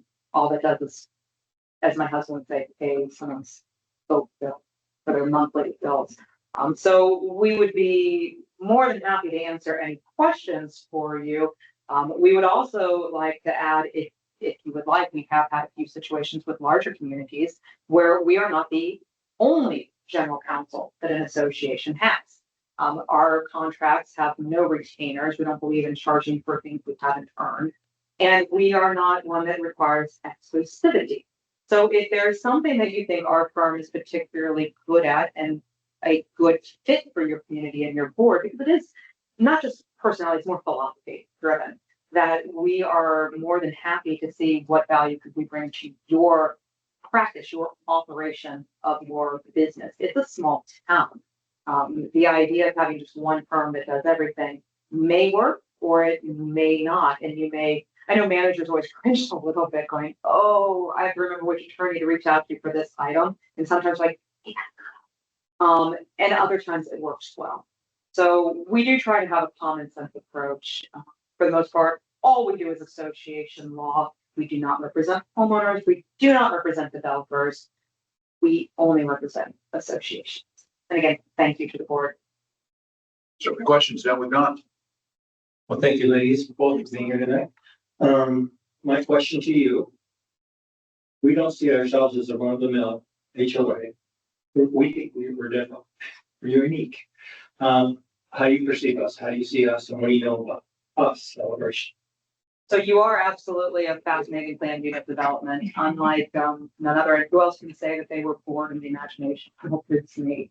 For what Epcot should have been, Celebration did become. I mean, I think we've all. I'm old enough to remember watching this place built and not being able to afford buying in here when it first opened. I have grown up in this area with envy at what you have built from also a city planning aspect as far as traffic control, impact studies. You are fascinating in that you're not just sitting there looking at how do I budget as a not-for-profit corporation. It's simply not that simple. You're almost forced to have a for-profit mindset on a not-for-profit basis in articles of incorporation because you can't afford not to. You want to keep hitting that zero net gain so that you're not making a profit, but you have to run this with the idea of growing value to the community. And that's actually for me, that's the intellectual challenge to Celebration. You have public roads. You cannot gate off the majority of what comes through your roads. So there's a security aspect, the police factor. It's a small town. And to that, I find you absolutely fascinating, both on paper and in practice. Marco. Bill, what questions should we be asking you that we haven't so far? I know we've had just one question. So what's the most interesting question you would like posed? And can you answer that? Well, usually this is when Sarah tells you that she rides motorcycles and it actually has the second skill set of a wedding photographer. When the people ask us about us personally, for me, I actually tried to get out in front of your questions with the few minutes that I had, knowing that you're tired. We're the fifth law firm you've heard from, and I wanted to anticipate your questions because if I did, I didn't have to worry about running out of time. And I think hitting the issue of our size, we are a small firm. We're approximately 20 full-time on-site with a couple that are off-site. And the way we flex our work mode, it works. I expected to be asked, are you too small for this? So I wanted to address that from the beginning. And I think too, what we bring is more personal because we're smaller. You have my cell phone. You don't have my assistant, my paralegal. I have cams on a Saturday night at 9 o'clock. And I think with the way that you guys are run, you would need that. You would need someone who's available on a Sunday when things are going crazy down here and you have a security issue and you need me to help jump in. Never have. Or run it. Never, I'm sure. Not around Christmas time at all. And so that. Halloween will say, yeah. So while we are smaller, I think that would actually benefit because you would have that one-on-one with us. You would have our cell phones. You'd be able to get contact. Your manager is constantly able to text me during the day and say, hey, this is going on. We have this crazy person here. They're asking about, don't worry, say this. I do that all the time. We often try to get in front of your problems before they develop into problems. So if we can work that out with the manager, crisis avoidance, sometimes it's personal management, sometimes it's crisis management. That's part of how we see our role as general counsel. Sometimes babysitters and psychologists. It just depends on the meeting. So you guys know that you are, as part of the contract, you will be required to come down here on Halloween and hand out 10,000 pieces of candy. I'm ready. So that's not she actually with the fake. she whatever ran, you need. she ran for her board only. I don't look at it this way. She ran for hers just to protect the rights of Halloween in her community. I did. That was my slogan. A vote for me is a vote for Halloween. And I've been the board president. It's about 800 home communities. Come here and see what you did. It's wild. No, have you seen ours? Oh, I have. No, I walked the streets of you all many At times. Halloween. Yes. Yes, it's your fault. I'm blaming It's what you should. I am now anti-Halloween after living a celebration. So my favorite celebration moments, celebration of speed, always. So the car shows that you guys do with the Make-A-Wish Foundation come to religiously, and not gonna lie, your garage sales. Garage sales are hot. Yeah, they are good. Katie. Like one quick question as far as like, what do you like, I expect like, if we were to require like a legal, the turnaround time? Depending on the complexity, honestly. So if it's something where it's simple as a fair housing, an emotional support animal, medical accommodation, something that is not wholly groundbreaking, that there's something we can point to, we can gather and point here. If it's something completely on the new horizon, They based on our governing document. a couple days. If you need one on the fly, I did one on the phone with the manager today. Oftentimes we get architectural review questions. They needed me to actually run a Kaufman analysis for them on the phone. If it's something that we can literally do, if you call it like, I actually need to do this in live time, we've done this before. That's not a problem. And it's also, Katie, if you were to say, hey, and I need this before our board meeting on Tuesday at 5. We then have your expectation to where we're not disappointing you. So we do kind of ask for, if you have a time crunch, let us know. We have had a couple of clients where everything was drop everything, we need it now. I'm like, I'm not sure that's true. So we do actually ask for the trust of the board to go both ways. That if you're like, no, I really need this, okay, we will make it happen. And if it's something we cannot reasonably get to you, we would tell you why. I'm the daughter of a full bird colonel, and so his favorite phrase, help set my expectations, Sarah. And so I always say that to boards. I'm like, let me help set your expectations. You gave me this. I was like, I will have it to you by Thursday. And when I say that, that's my word. Yeah. So She's a colonel's daughter. Oh, really? Okay. I love that. Air Force, yeah, full bird colonel. Yeah, Air Force full bird, and he is an amazing grandfather now. So, but that's his phrase, help set my expectations. And I do that in my practice to say, when a board sends me, hey, can you draft up an amendment to this? They said, perfect. Is Friday good with you? Yep, that's great. Or no, I really need it. My board meeting is tomorrow night. Got it. I'm on it. I'm working a little late tonight. You know, we're good. So setting your expectations on response time, I think is important. And then your manager having the cell is important because I imagine things come flying at him on a daily basis. I worked with Jeff that used to. She's younger. If you need to call on a cell, she answers the phone. Yeah, I am much older. I look for a text message when I have my glasses on. So that's why they keep saying Sarah cell. I have one too. It's just my ringer's always off because when I go to court, you never know when that damn thing's gonna ring and the judge can be like, we're kind of the perfect yin and yang. They always say if you want to settle a case, you send me in. It's unicorns and rainbows, and I have that like little girl thing. If you want to throw gas on a fire, we say that she's riding her broom. And my no name one is Karen. My name is Karen. She's an HOA attorney whose name is Karen. She rides her broom and will throw gas on fire, and I've never. I'm in awe. Then you should ask her about the. You should ask about the charcoal group. Oh, even a charcoal bar litigation. This one actually won. The guy that was on a third floor unit using one of the floor, and there was a pregnant woman videotaping and going, "I'm ready to give birth. If this place catches fire, I can't run down these stairs quickly enough." Yeah, I got an injunction that day. So all of our meetings are recorded and available for the association, as is this one right now. So I'm going to ask my question of, we're going through this process. We currently have like an existing general counsel. What does your onboarding process kind of look like to take over from them if you were to be selected? Like walk me through like 30, 60, 90 days. So I am a big fan of not switching horses on the way to the apocalypse. If there are files with an existing firm, there's not always a reason to transfer those same files. If there's a reason, there's a reason.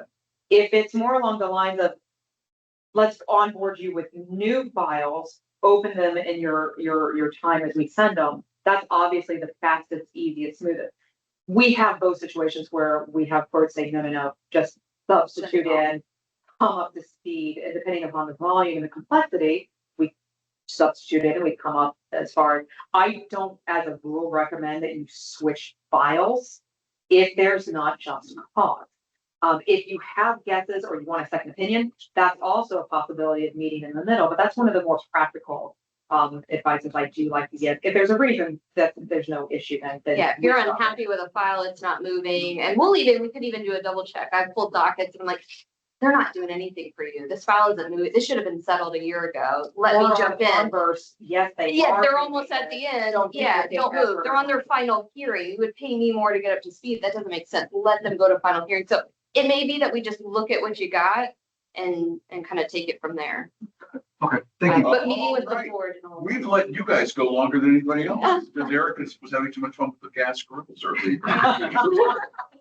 When you have the pregnant lady in the videotape saying, I can't get down the stairs. Get out of here. Yeah, this one got a next day injunction. So Board, thank you very much. We appreciate you. You. So have a great rest of your meeting. Thank you, everyone. Thank you. Have a good evening. And no pressure on the colonel's daughter. Yeah, I know, I'm looking at her. Thank you, guys. Good night, everyone. Appreciate you.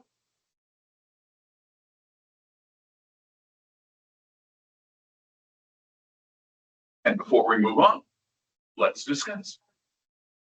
I thought that was very insightful, I have to say.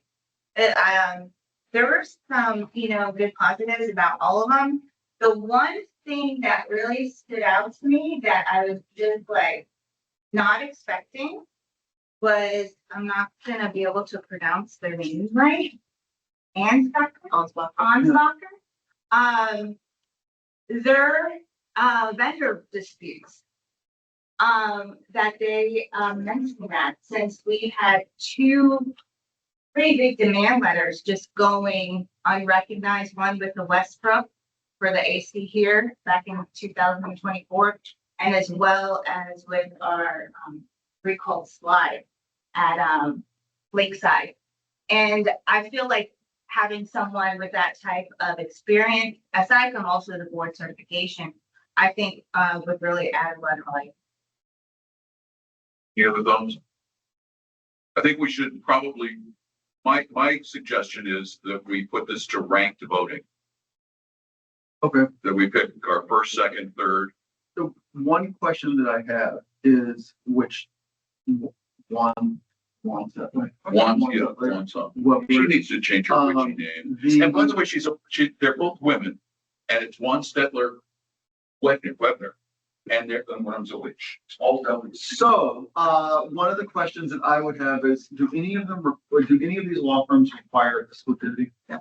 No, Require what? Exclusivity. like we have to use just them. I mean, it's like with Larson, we're using Becker.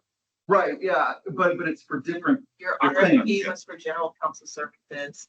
Some offer a retainer price, which is different than a standard just hourly rating, but it's not an exclusivity requirement. Got it, okay. The pricing is relatively in line, right? I mean, they have huge.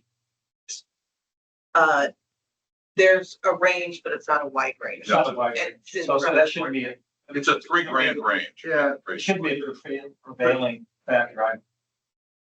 You know what I was curious about is what in the world was going on in 2021?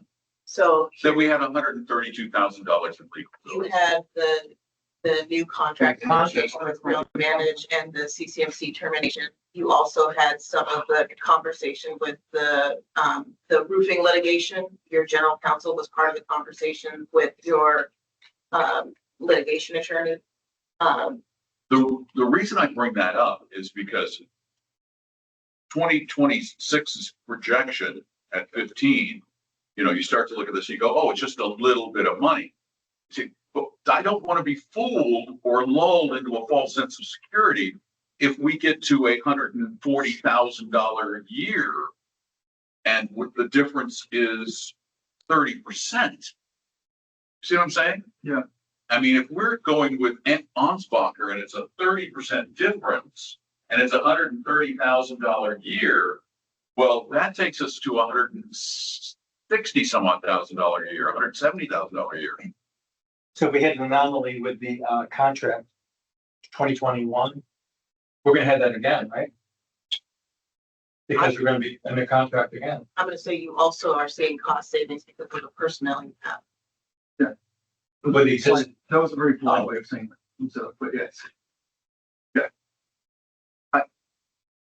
Yeah, I think we really need to be very thoughtful about this process because there were very different levels of skill, knowledge, and I again, when you're looking at $3,000, it doesn't seem like much money, but if you're looking at $30,000, then it starts to become, pretty soon we're talking real money. So you're just gonna put all the names back in the company. So also the $3,000 spread is just year-to-date billing through March, April. That's not a full year's worth of billing separation. Right. For me, like when there is a situation like 2021 where you do have a situation, I mean, whether it's an anomaly or not, but obviously there's a situation there, so the experience definitely would come into play.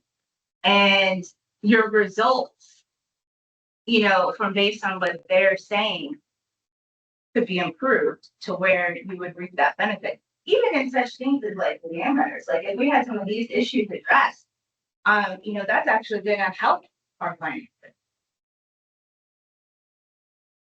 Any other thoughts? The concern that I have We don't have anybody on screen. is what's reported. On screen. The biggest thing for me is I like the appeal of some of of like Becker, for example, because they are big and they do a lot of training. My concern becomes we're now not a big fish in a small pond. We are now the same as every other association in the mix there.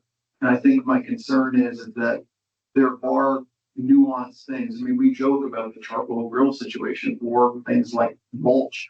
We get really weird things brought up to us that are not cookie cutter.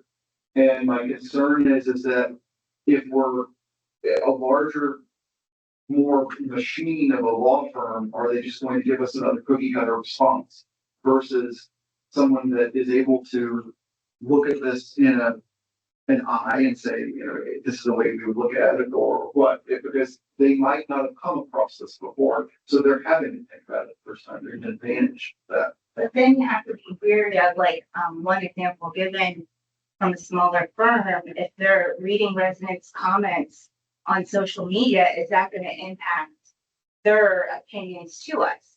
You know, do we want more of an unbiased opinion when it comes to something that is more, you know, legal? No, I think it's true. I guess the other question that I would have here is, Lauren, how do we work with our general counsel today?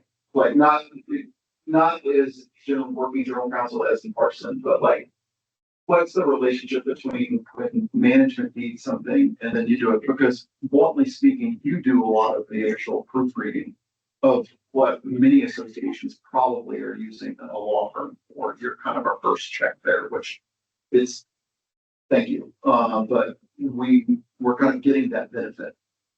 Yeah, so the way you're using general counsel right now, I have a standing weekly call with them that currently lasts 5 minutes because there's not a lot going on right now. It's just a touch base, and if something weird happened the prior week, I hold it all unless it's an urgent thing that I need from them till that call.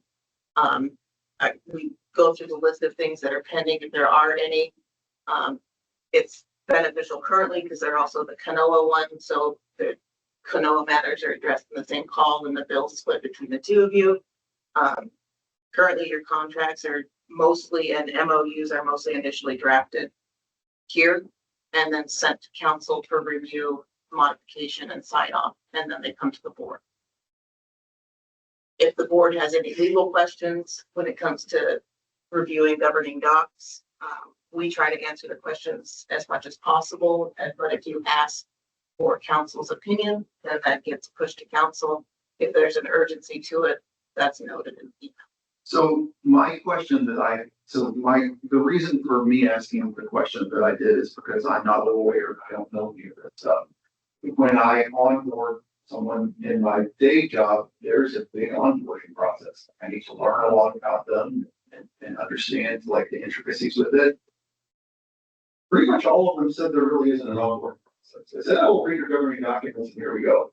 Is that? They basically said, let the incumbent continue what they're doing until they're done. But there's not that much that the incumbent has sitting right now. Well, there were a couple who did say they wanted to go through the documents, the governing documents here. That's important. But basically it's 702. I mean, you know, they just deal with this stupid state law. One thing that is notable that nobody mentioned, was would they charge you for review of governing docs or not to get up to speed on your documents?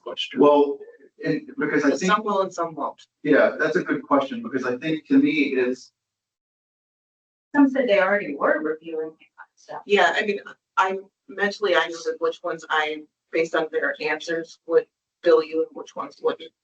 But I don't want to say that. Do you remember which ones that they were reviewing? Was it? That was Yeah, they are. Yeah. Does Canoli use this same council? Larson's like, yes. And so does CJC and CCS. What about the development district? What are they? CED has their own attorney because that's a very different type of law. It's almost like we need a decision matrix. What are we looking for out of a board with management's guidance? Yeah, yeah, and I think that it really does come down to what are the current issues we have with the incumbent? What kinds of things are do we have issues, things that are falling through the cracks? What kinds of things are those? And then I think we have to go and get a management recommendation, no matter how we vote. I want our management company to tell us what they think before I make my decision. I think we've had service level concerns. Yeah, what kind of concern? But I also don't know if we've actually told Larson that we have concerns. I mean, I think we just. Said some in meetings prior. I think it's like we haven't formally notified them. In my opinion, though, like, okay, I want to be polite because it's nothing personal, right? In my opinion, some of those challenges that we have, I don't think can be addressed. Where the other attorneys have provided that addressing that with their certification and their credential. I think that would address significantly a large number of those challenges that we've had. Yeah, I wrote down just short phrases of each. They kind of sum up in my mind. Ansbacher, turnaround time in their 2 week, they're constantly reporting back where they are. I like that. That's proactive. Becker, size. They just have a lot of people that can throw a lot of weight at it. With K. Bender Renmong, they're on top of things in their detail. Larson Slayton, they live here. They know the community. And then ones that are Webner, they're boutique. They only serve associations. They don't serve developers. So it's kind of like, we've definitely got a little bit of everything to choose from. Management's recommendation will be important in understanding from your professional opinion, what type of firm style do we need best? So I'm curious before we put management on the spot. Can management give a recommendation on this? Like, are you even comfortable doing that? Because they represent us, right? They don't represent. No, they represent the HOA. Yeah. I would have to talk to Demetrius about what I should and should not think. Because I have a different set of lenses. That's what I'm concerned about. Yeah. But I think your lenses, though, are valuable to You have us. a strong opinion either way on any of them? Yes. She walks into the room with it. Yeah, but Not my face tells me. yeah, and I think too, the piece that I have is that I don't,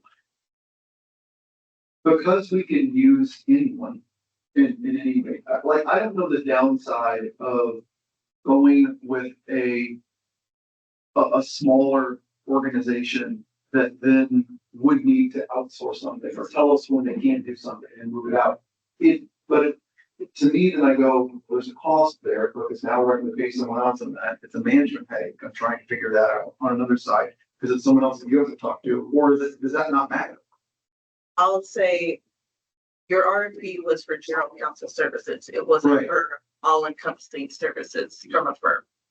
So what you're paying, you're not paying Becker and Associates for construction defect litigation. They took it on retainer. So you're not incurring costs there. When you did a construction defect elsewhere, you chose a different firm and you actually switched back and forth during the litigation between contingency and a bill by hour. I don't know what the reasoning was there, but that's what happened. So, I mean, even if it's a firm like Becker that can handle all of those in-house, you're going to pay the same bill. It's just going to be the same firm versus two different firms. Because the cost is the cost is the cost or whatever the decision. It's your hourly rate plus filing fees plus, And from a management perspective, like to your point, this is a general counsel type piece. This is like our questions. like, and getting opinions. From a general counsel perspective, you want somebody that Jacob or I can pick up the phone, text them, call them, and they're gonna answer within a couple of hours.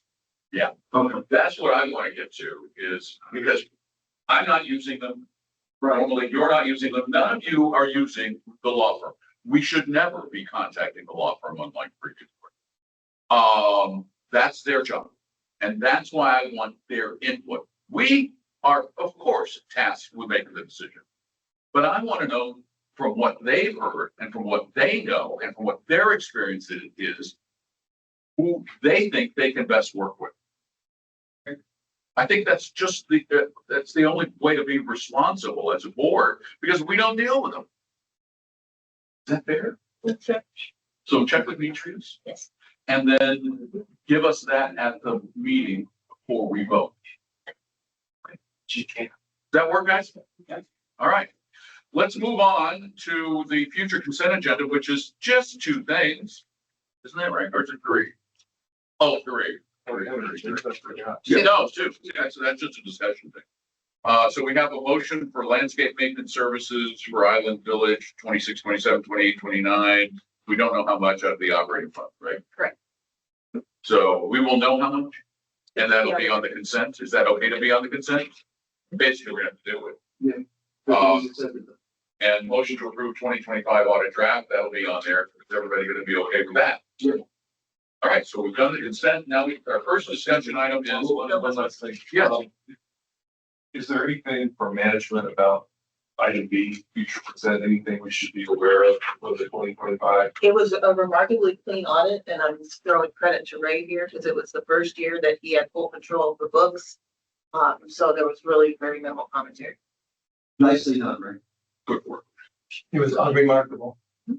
Just the way. We like it unremarkable audit. Thank you, my. Yeah. Canova would like to use Lakeside Farmers Market in 2027 because of an art show, the car show, I was saying, not the chart show. Although that's related to the grills. Yeah, themselves. I thought it was When really. they go to the bicycle, will they do the show? I don't think they have Those cars are expensive. Pine Festival, is this the same Pine Festival or is this a different Pine Festival? This is not the Crisco big Great American Pie Festival. In the spirit of. In the spirit of the old Pine Festival. It's the Foundation Pine Festival in concert with. With the original one. Yeah, it's not the Great American Because I Pie. keep looking for it online, I can't find it. No. I didn't think so. To my knowledge, they're not involved. They were reached out to, but they have not. So what are the pros and cons of letting the farmers market use the park for those 3 days? Closed for resident parking. Yeah, so what do you guys think? On one side. We heard from us. Cost incurred for us? From management. No, because we already closed the streets anyway, so it's. We have, well, we do, there's increased cleaning that usually comes up. As you have. The farmers market required to do the cleaning. What about the bathroom? It's unlocked for resident. Okay. So status quo as far as. The biggest Cost. impact is status quo is per cost, but the biggest thing is there's no parking that Sunday at Lakeside Park. In the morning. In the morning. What, 10 to 2. Parks and Rec and as to our recommendation. Yeah, Yeah, sure, makes sense. I personally, we're discussing, but I personally don't see an issue with it. They come to us pretty well in advance, Yeah. on this, so. Yeah. I think it's Yeah. fair. Parks and Rec, it's on your agenda now, Marco. Thank you, Mark. And now we look at our budget, ladies and gentlemen. This is an overview of the budget, just to try to get some direction. The finance committee's gonna do this, right, guys? One time. You're gonna go through it again. Yes. With a fine tooth comb. All right, let's start with line one. Really fine tooth comb, like a nit picking comb, like, for knits. All right, People don't know what nits are. well, the baby life savings. Exactly right. Life savings. Can we make it a little smaller? Yeah, wow. I just got, Yeah, great copy. this is like, I mean, when I saw the first preliminary numbers, I went, this is like $1.5 million more dollars. We've never done this, ever. Now, I understand that a big chunk of that change is thanks to our, and I'd like to make this public, dear friends at Lexington, who pretty much run CROA and decided they don't want to pay their fair share or what they think was an unfair share. And due to some prior board and management mistakes about insurance. What percentage or what dollar amount of the insurance? Right? There was a change over all the percent. So 78,000, but remember that we are anticipating a 20% increase, but we are waiting for the insurance provider or to your broker to come back to us. Just because general insurance costs have risen. So we typically start at a 20% increase, and then after they start shopping the policies now. And then when we get further into the budget cycle, we can usually whittle that increase down. The biggest impact is going to be if some of the apartment complexes do not want to provide the COI naming CROA as an additionally insured that we requested. We have 3 in hand. We're still waiting on the other ones. The struggle is going to be with Windsor. There's not a lot of incentive for them to do that. If it costs them any money, some firms charge because most of their residents do not utilize our amenities. So them losing access to it is not a big, drawback for them. So your broker is good, has a good relationship with that insurance provider and has been working with them. And we've also provided them the documentation where the agreement itself specifically states that the apartments indemnify CROA from any accidents on the property. So we're hoping, and the insurer also came out and did a full property tour with me. Asked a lot of questions, has a better understanding of how we operate. So we're hoping that'll mitigate those increases. Okay. Now, what are some possible ways that this, because we've never hit the community with almost 20% increase? Ever. I think we could easily, my perspective, could exceed that 20%. Because there's a lot of variables we don't know about. Right. So what can we do to make this year less painful? The biggest lever that you have to pull that's not that's discretionary is the resident contribution to the capital fund. So I was going to ask, what is it budgeted at? Right now, it's not a new contribution, it's a payback of what's owed, and we have it at $250,000. If we back that out, you're down to a 15 and change % increase from the 1936. So that would be a precedent. We could ask for one-time forgiveness for the 250. But didn't we take it from 500 down to 250? Yeah. Yeah. So, but you also need to remember that the resident contribution to the capital fund is a relatively new thing coming about in the 2021-ish timeframe. So it's not it's great that everybody's contributing to the capital fund, but it's not a long-standing tradition that residents have added to the capital resale. And while we all love new toys or fixed toys, we don't have to move at such a breakneck pace on new amenities. We've added more new and improved amenities in the past 3 years than probably in the past 15 in terms of new amenities. Really, think about it. Millions and millions of dollars of new amenities that this community had not been adding in the past because we didn't have that kind of capital. So I don't see why we shouldn't, in a year like this, with this big an increase, say, let's make the capital contributions we've got coming in from home sales last a bit longer and give the residents a break so that they don't get hit with a 20% bill. They get hit with a 15 or a 14 or 13. CDD is doing almost 20%. Right, and that's a killer. The real discrepancy is we get complaints that the neighborhood is looking like it's 30 years old, but we don't want to pay money to, it's this delicate balance that the can was kicked down the road for a long time. We're having to make hard decisions now. But you're going to get a lot of people who are going to say, well, don't charge more, just cut waste. which I think we can do, but we have to be careful on certain. If we take, I wouldn't start by taking out the repayment of the capital fund. I wouldn't start with that, because then you're having a zero contribution for 2026 and a zero contribution for 2027. So you have $250,000 contribution to 26, yeah. But isn't that what we're repaying? No, you're repaying some last year's. In addition to. But I thought we set the budget at 275,000 for 2026, not 500. Yeah. So there's So a that letter. 275, the residents are contributing 275 capital contribution in 26. Mhm. In 25, you borrowed from, you couldn't make some of your contributions and you borrowed from capital. So this is paying back from 2025. 25. So then it would be, instead of 500 for 2025, or 250 for 2025. No, 25, you were budgeted at a $500,000 contribution. 26, you were budgeted at a 275 contribution. The 27 budget has a temporary hold of not an additional contribution, but a payback of what's owed from 25.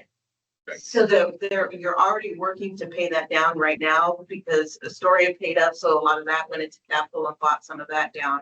And what you're doing, $75,000 a month transfers, $25,000 a month transfers, which we'll probably pull back on based on the current numbers, but you're still making your 275 total annual contribution this year based on the current financials. Okay.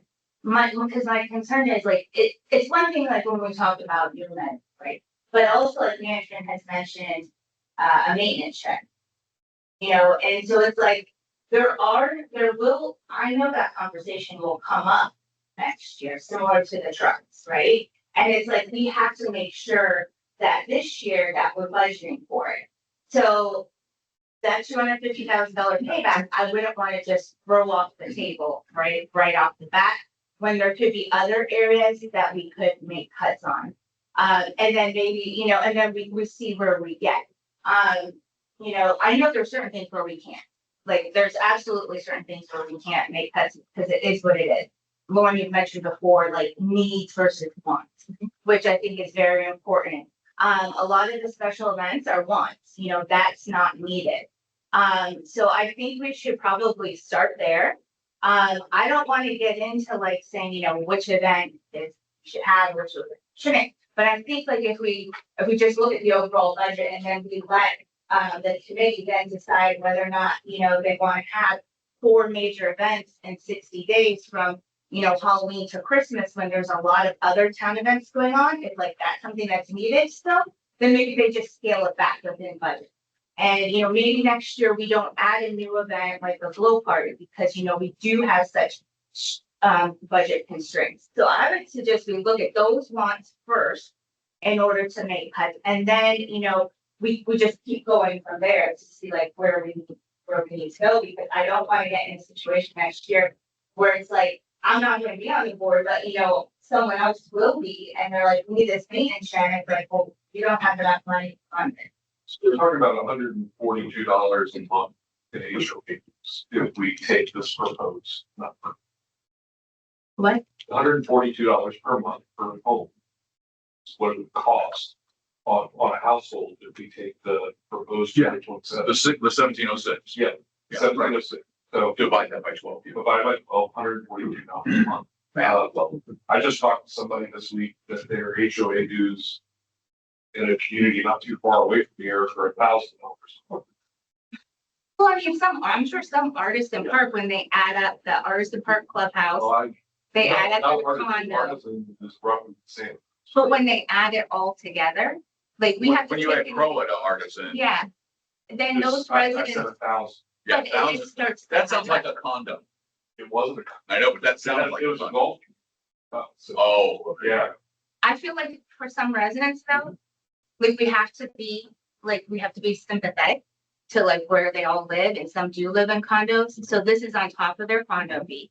This is on top of their CBD bill. Yep. This is, if they live in Artisan, then they have a clubhouse Yep. fee. So that's why, like, for me, yeah, I just have a house. So it's like, okay, but like, I want to be aware of like others that are paying like. yeah. Oh, I think that you're right. We we've got to try to find a way to trim. But here's the, and another problem is as we keep building new facilities, that means people. We have to hire more people. We have more maintenance. We have more care. We have more pool monitors. And by the way, we're forced. We're adding a new pool in Artisan. So we've got to hire new bodies for that. So now we've got the sports courts that we're talking about over on Lot B. Is that baked into the budget, the sports court? We have staffing anticipated and build out anticipated for that, between expecting it'll be done in Third quarter. like third quarter. So that's basically built into this for 20%. We're saying we're going to provide you with sports. Yes, and the staffing And the to staffing. keep them cleaned and maintained. And the new item. In addition to the CJC impact, you also have a over $200,000 impact by just the new Island Village Phase 2 parks and amenity center alone. Yeah. It's 15 parks. Some of those are small passive parks, but still need to be maintained. They have pavers, they have benches, garbage cans, doggy pots. And that amenity center is rather large. It's got a Heritage Hall type space. It's got a Jones Room type space. It has a gym. It's got mailbox kiosks that we're gonna have to maintain. It's got a large pool with heaters that are expensive to run. 3 restroom locations and a playground with shade structures and artificial turf that regularly gets damaged. So those are all expenses that are That one's coming online. That one, we can't stop that. It's coming no matter what. But the fee, if we were to delay the opening of the fields till 2028, would that cut, how much would that cut out of the operating I budget? can pull that. Yeah, I can pull back some savings. That would be good. See, that's a 3-month delay that could make our 27 budget look a little bit better. So we'd be pulling the headcount number. Yeah, but materially, it's not gonna be a difference. It might make a $40,000 difference. I mean, we need to see what those costs are. That's why we're anyway. not. You know, like, I think that when we figure out how much it's gonna cost and we look at our capital fund, I mean, that could automatically delay as well. What's in our capital fund rate? 1.3. 1.3. Wow. Okay. Can I make a comment? Yeah. So far through June, we're well over 900,000 that we earned for the capital. So could we temporarily suspend the repayment of that? I am all for reducing the dues. But could we do that? We are almost 300,000 more for the first 6 months this year because of all the sales around the village and the activity. So we have gotten a lot more put into, once we collect it, into the capital. I would just, as a board, like to make an effort to bring this down. I agree, 100%. I just think it's our fiduciary responsibility to do it. And there aren't very many, we can take, yes, to your point on some of the events. Yeah, we could probably lose a few events, but you know, you're gonna gore somebody's ox, But Lord, somebody's favorite ox. I wouldn't say lose. I would say postpone. Because this year, We're doing a lot. we're doing one event in December for Christmas, right? The holiday fest, we're only doing the concert. We're not doing the holiday fest. So next year, do we need to do both, the holiday fest and the concert? I would leave that up to special events to decide. Maybe they just want to do the holiday fest next So year. I will say we made the adjustments from the one that we provided to finance committee based on their feedback. So the current proposed events budget is 234.5. Your budget for 2025 was $285,000. So it's less than your 2025 budget. It is more than your 26 budget, but you got to remember you pulled money out of the 26 budget because founders went into CCS. So your 26 event budget is artificially low because founders was mainly a large scale event and not a resident only event. So you are reducing special events expenditures by $50,000 from your 2025 approved budget. I get that, but like in 2025, we weren't facing a 20% increase. And by the way, it looks like in 27, they do not have one of the 2 holiday events in the budget. The whole, that I can't tell why these line up. So we removed Food Truck Fridays. Oh, Fruit Truck Friday, so that's the concert. The Easter Okay, egg- so the concert, the festival, that's gonna be like a $25,000 saving. We don't. So the Easter egg hunt was cut in half, in terms of expenditure. Father-daughter dance is about the same as it was for 26. You actually came in under budget on father-daughter dance. So generally they are looking at making, savings, cut out new events entirely.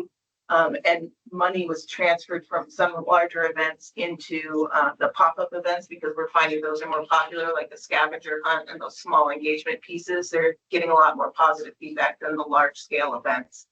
But frankly, the other piece to events is you're seeing your talent expenses go way up, over the last couple of years as well. But I think if we're gonna say 20, hovering in that 20% range, we need to be able to say to the residents, with your savings, your cut costs, we need to cut costs, discretionary costs at some point, at some amount. And to Katie's point we probably like for that holiday, combine the holiday concert and the holiday thing into one thing for And the reason- $20,000 less. The reason why I say that is too, because like the foundation puts out wonderful holiday events. Downtown has snow falling, the Presbyterian Church does a holiday event. We can let other entities put on these events, like it doesn't all need to fall onto CROA. And during the month of December, people are so overbooked anyways. Yeah. So to have that all, piled into one, I don't even know if it even adds much value to residents because they're spread so thin already. Well, and what would be helpful is if we could find a way to peel back about 300,000. Which means a cut in special events, which means that little dip in having that extra employee at the end of the year, which means foregoing that capital contribution because we can afford to forego it this year because of the other money coming in. That way we reduce the increase by 20%. If we take 300 out, we reduce the increase by about 20%. So Finance Committee's recommendation on general events, it originally came to them at a 250 and change. They requested it go down to 225, so. It seems like we could get it to 225. I would say 200. You're But not gonna have here's my other thought. Well, I will just say for me personally, I'm a very budget minded person in my own home. I don't feel comfortable voting for like a high budget increase, knowing that there could be more substantial cuts in my. So just to go to the restroom. You want devil's advocate to that is you're getting a high increase, but you're also taking away my fun events that I enjoy doing here. I don't think we're taking them away. I think we're postponing them because we're in a unique situation this year. Because I don't want residents telling me, there's a 20% budget increase. Why are you guys having these huge special events? I don't go to the special. Why, and it's like, I think we can spread the wealth among other entities in town. It's not like everything has to fall on CROA for entertainment. And there are other entities put on wonderful events. I think that also we discussed the sponsorships. I don't want to get into that, but I think there is, for me personally, in a situation like this, every single thing, like you have always mentioned, Lauren, is needs versus wants. Yeah, So the other piece that the Finance Committee wanted us to mention was, we know it's a contractual obligation that we inspect every door four times a year. That requires X amount of staffing just to accomplish a single inspection, not counting follow-ups and the letters and everything. They asked that the board consider reducing that to 3 inspections a year. Obviously, that would mean a contract amendment or an adjustment, especially in the metrics. That's doable. But that is something that could delay additional staffing because Right. the addition of phase 2 Island Village requires an additional inspector to keep up with those 4 times a year inspections. So what's the cost savings if we go from 4 to 3 and reduce headcount? What is that count? You're probably for an inspector, that's probably about $80,000, $70,000 a year. You can start with just instead of, they would just prolong an addition. Yeah, so they, Because we're adding so many more units. I think that would be worth. yeah, so for 27, just 27, we would be able to delay hiring an inspector, which would be about $70,000 savings. But is there gonna be savings other than just the headcount? Well, I mean, yeah, I mean, your smart webs mailings are gonna go down because you're inspecting fewer times. Your gas would go down because you're inspecting fewer times. Incremental, you're saying? Incremental, I mean, yeah, small amounts. Your biggest saving is gonna be headcount. Mr. Jackson. Stand up, okay? Okay, you can sit in the line. No. Lauren just mentioned the one that we were gonna talk about, the inspections. I think you gotta think about how we're gonna change the way we do business. You could go back into P&L and go line by line and take 20,000 here, 10,000 there, whatever. That's not gonna move the needle. And I can tell you from the history, and the finance committee got this. If I look back at the last 5 years of history, and we averaged a $225,000 deficit each of those years. We're wondering where our cash is and why we're pulling from capital fund. We have basically usurped our liquidity in the operating fund. So the average for the 5 years before this year was $225,931 a year shortfall, with an average increase of 6% over those 5 years.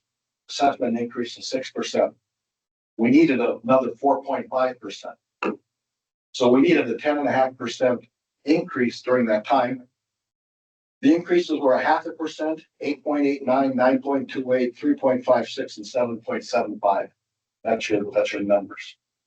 So, and we went through the line item on the financial statement or the finance committee, and we came up with 22 basis points after 2.5 hours. That's it.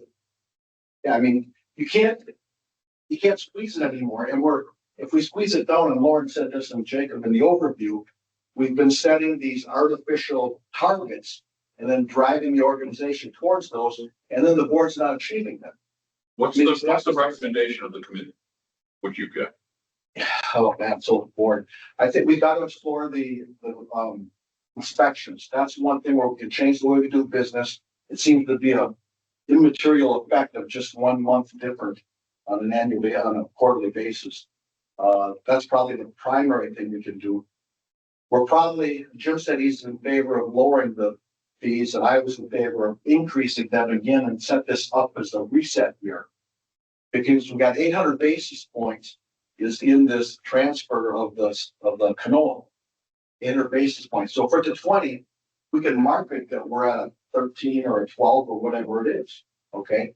And then also tell them we paid cash for the 851 building. You very easily could have had a special assessment to get this done. We paid cash for this. We paid cash for a splash pad. Other things that we did. So I think we've got a story to tell, and I think it's an inflection year, where if you want to, you can take that approach.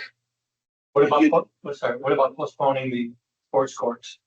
I think that's what's going to come out of the capital fund. So there'll be some immaterial operating costs there that aren't going to be all that great. In 27. In 27. Yeah, the operating cost that we attributed to it is small from like a maintenance and electrical standpoint, but your biggest cost is we added an additional court halfway through the year. Right. Because of the addition of that and the amenity center. It's just And a half quarter is about 35,000. Yeah. I mean, there's still concern on that though, because it's 6 additional restrooms in Island Village, plus the 2 over there is 8. That's the full justification, pulling off 1 facility of 2. It doesn't, I mean, they were at a cap before we reopened this building. I can imagine that the finance committee though is thrilled with a 19.3. They're not. The opinion was 3 out of 5 wanted to increase probably a little bit more, and 2 out of 5 said, no, we got to lower it. So that was the spread. Increase above the 19.3. Yeah, potential. At least that potentially increase it by another 250. Which would be another 300 basis points. What would that, what the 250 would go, Go to the payback and be the interfund, and go to the payback and the interfund. but that's an additional, so if I make it 500. It's 500 total, yeah. Yeah. But I think that if we had, look, if Joe was sitting in the chair right there, he'd be screaming at us that we're then cutting off Impact's legs.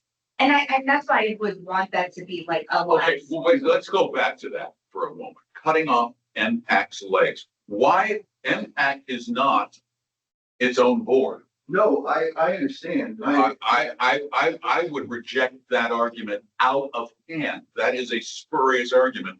MPAC is to do the bidding of the board, not the board to do the bidding of MPAC. I completely agree. I just know that we're going to get feedback.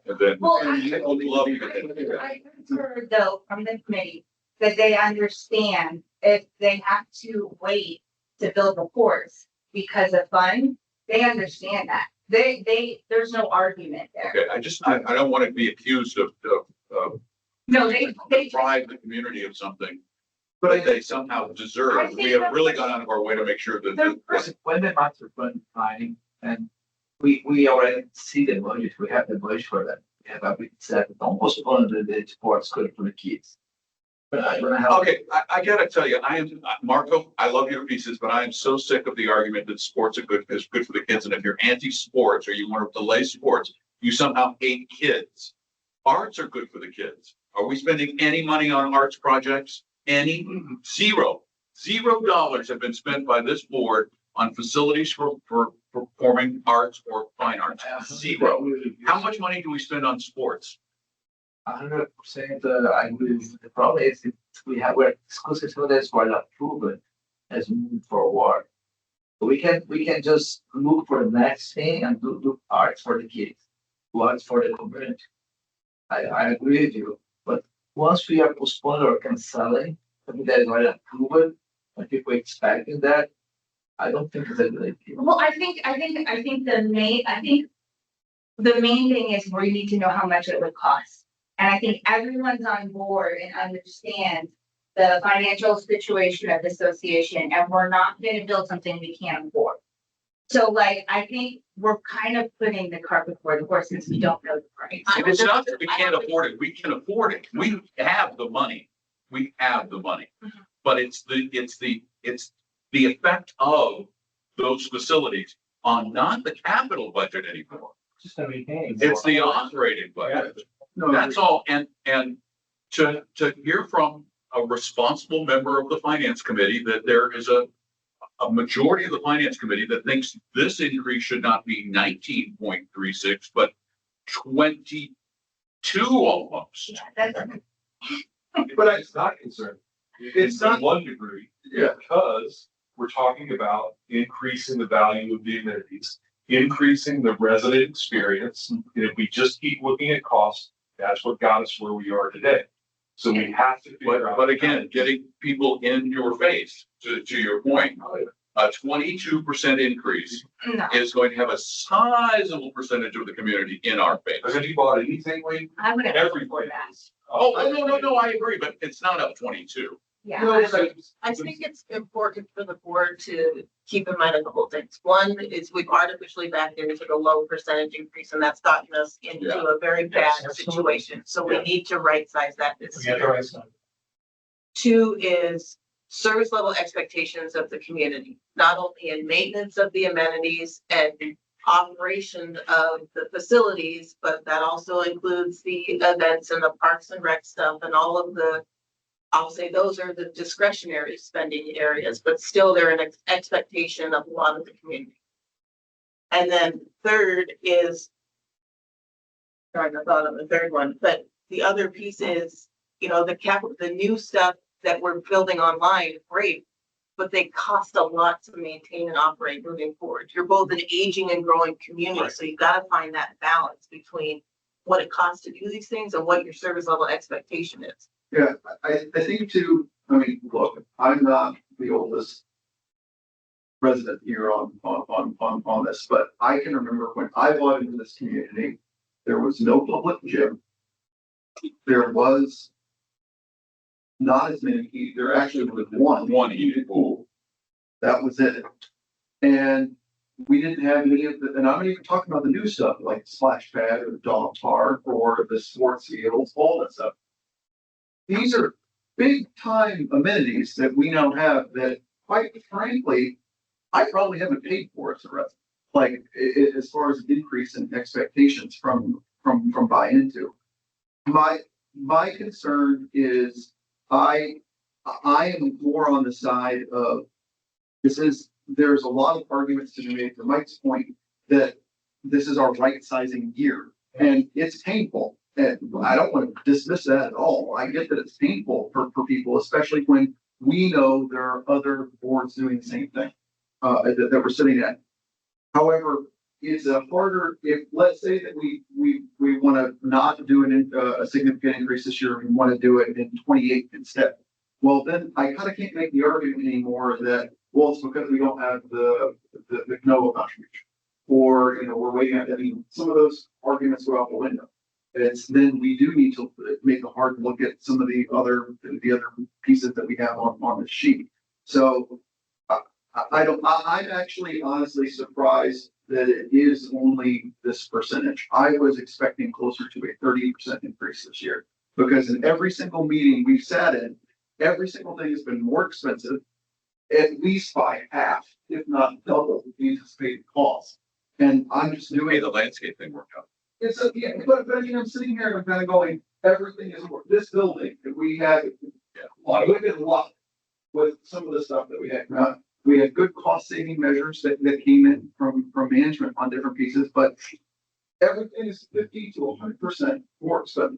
Next year though, we won't, we'll already have baked in the CROA, that money being gone, right? And then we're already gonna be starting at, 11, 12 million. So for the dollar, like $1 million increase next year without having to, cover the CROA cost sharing agreement would be a much lower percent. So I think next year it will be better. And then next year is when we say, okay, this year was the tough year. We had to make some tough decisions. But next year, those things can come back. But here's what I would like to see though. I get all the points. It needs to be spread a little thinner over this year and not say, we're going to hit you with 22 this year. We're going to try to come under 19. And next year, we're going to hit you again with probably 15 or 16. I feel happy though, because we'll already, the CROA thing is what, 8% of this increase, Just over. right? So That's an ongoing shortfall. But we're taking the hit No, it now. goes into the base. What Katie's explaining is it goes into the base, your percentage. Oh, so your percentages will be on that new base. Yeah, okay, yeah. It just resets So the base. first of all, if we have in the hovering 20% this year, next year, what's the following year look like? I have no idea. 10%, or, I mean, it's gonna be another 20? No, I would tell you from history and what it tells us is we historically should have had a 10.5%. Yeah, and that's exactly, I was looking back. So if we reset now, we're probably in the 10. That would be the base that we could train. I was looking back at the 18, 19 years when the increases were zero. Yeah. For like 4 years, they were zero. And now we're paying for That, and now we're paying for that board's decision to give us a zero. So I guess based on the information that, No, it wasn't. For 4 years, it was almost zero. based on the information you have in front of you, the initial draft, the summary, you also have another document that this year that you're gonna be put in front of you is a tracking of all the changes to the budget. So it's highlighted for the board. And there's gonna be some areas where we disagree with finances like last year, and that will be tracked in that, And that's as it should be. in there, and it'll be Finance highlighted. is an advisor to the board. It'll be highlighted in the spreadsheet. You'll be provided that as well. So based on the information, I think what we're looking for from the board from today is some guardrails or areas where you think finance and management should continue looking to pull levers to get this down a little bit. I'd like to see a smoother path. If it's gonna be 10 in 2028 or 11 or 12, then instead of 20 here, let's make this one 18 and 15 in 2028. So how do we get there? How do we do that? I have a question for Ray, actually. This, just so Delay. you know, if you can't do this. Is there a way to project next year's increase? Like, I was gonna say whatever you put into it. So Yeah, you can work on that. Okay, that's fine. It's like predicting what the stock market's gonna do next year. 1%'s a pretty good number. 10's been a historically good number. Yeah, it's gonna be there. We're gonna have all the island village growth and everything else. So if you do 17 or Inflation or plus so this year, then you do, instead of 10, the next year you do 14 or 15. 10% of what? Where are we at, 12 and a half? Thir- 13? 13. 13, so 10% of that, like a $1.3 million budget increase. Next year, I think it would be less.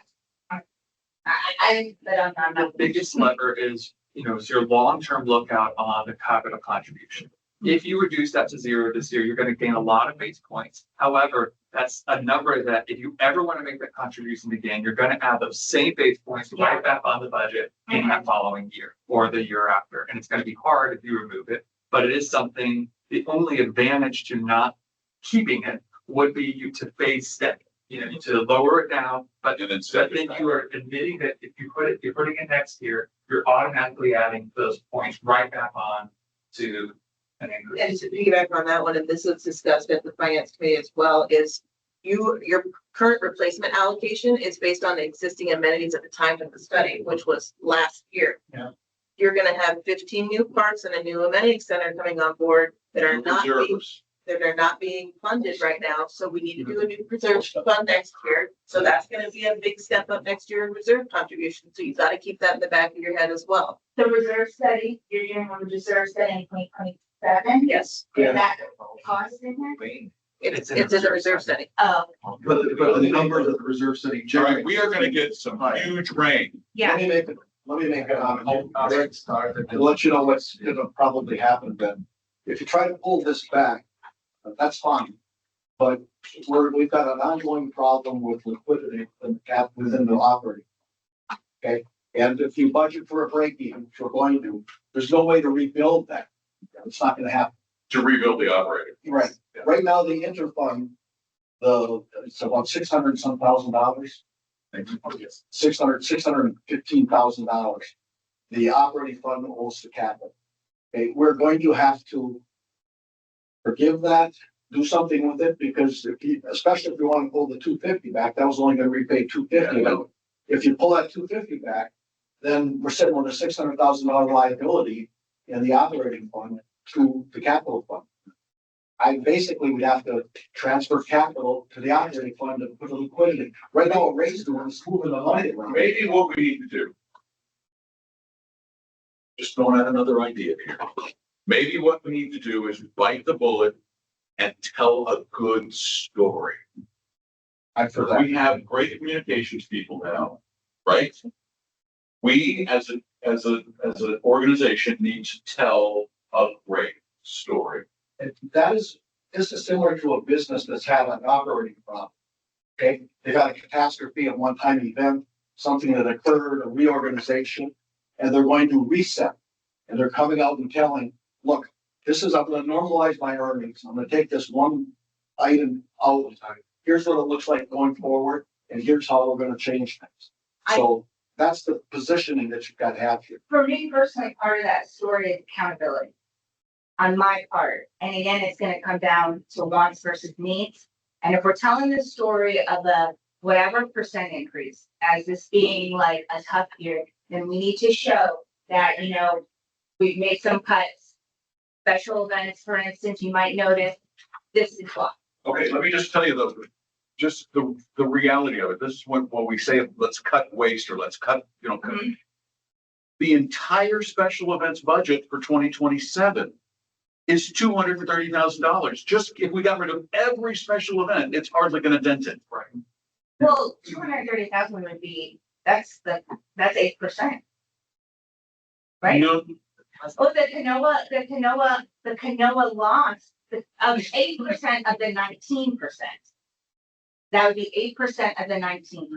8% of the 19, Right. right? But not an 8%. Right, right. It's not gonna take us down to 11. About 8% overall. It's gonna take us down to, But Because losing Canoa was 8% of the 19%, and that was like around 200,000. right. So it But basically. what I'm saying is if we shrink, well, we gotta cut, we gotta find, we gotta hurt ourselves, which you can't eliminate all the special events. Right, no, I agree. And if you eliminate 2 of them, it's like. Here's my, okay, 1%. here's my thought, We'll go down the path real quick. The sponsorships for certain things such as like naming rights. Special events did not want to go to those sponsorships for naming rights because they wanted to utilize them for special events, which is fine, that's great. I say we utilize sponsorships for special events. And then, hopefully we still can find sponsorships for naming rights because that could be another $300,000 that comes into the budget. Just pie in the sky. How much we collected so far? We'll be lucky. We'll be lucky if we get, Okay, well then we need to look. we're and not that see. valuable. Because one of the feedback I got was we don't want to ask some of our sponsors that donate to special events for naming rights because we don't want to lose them for our special events. So then we can utilize them for special events, and then it's the resident. One pocket to the other. No, That comment came because we're already utilizing it for special events, so But existing money contributors. coming in for naming rights goes to residents' pockets. So there's money coming in for events. Money coming in for special events goes on the event because the event isn't necessarily needed. I'm gonna If sit they down, both go I'm gonna through sit the- down, I wanna make one last comment. So whatever you decide, and there's 2 schools of thought here, okay? And I'll continue to tell you what I think. Well, we're not leaving for a while, so. Yeah, I can see that. But I think what you need, everybody has to commit to is that whatever we decide in terms of plan of action, that we're gonna achieve that. And we're not gonna run a deficit, or we're live within that budget, that if some unknown event comes up, we're gonna mitigate that in some way. Okay, we've got to be that disciplined because we just have been, and get it out, creating that deficit. So the board's got to be, and the past boards haven't done it either. The board's got to be responsible to live within the budget. If we don't do that, we're just going to create this ongoing problem. So you're going to have to really help on this. No matter whatever you decide on, whatever goes on that piece of paper, we've got to hit it. Just absolutely have to. Yeah, and again, can't go back and fix the past, we just have to fix what we're doing now. And in hindsight, when you look at 2018, a 2% increase, when you look at 2019, a 2% increase, you look at 2020 up 0.5% increase. What that did was saddled us and the next board with the need to dig a lot deeper to continue to provide events that, because remember, somebody's favorite thing is something somebody else doesn't give a damn about. But that's the whole part, that's the whole thing about a community, is that I can't tell you the last time I was in a pool, but we keep paying for pools. It's not because of I just don't want to pay for them, or the special events. I don't go to many special events, but people love the special events. They love the sports. They love the things that we provided, and you just can't take them away. You can't take covenants away, or Floyd's letters are going to get really long. So is there general consensus from the board that this is a reset year and finance and management will work together to pull whatever levers we reasonably feel we can to maintain that reset? What is the budget due? Not until October. We have plenty of October, time. we got time. We're way early in the process, which is great. We need to come up with the story. Yeah. We're gonna figure this out. Look, personally, I would like less than 30%. Well, you're gonna get that. No, but if we come out of this and it's at 29, I will tell you that I would say yes, if someone can tell me the reason. If we say as a board, it's a reset year, Yes, then we need to be realistic and say, this is what the number we went in. exactly. And show the efforts made in postponing certain things, whatever it is.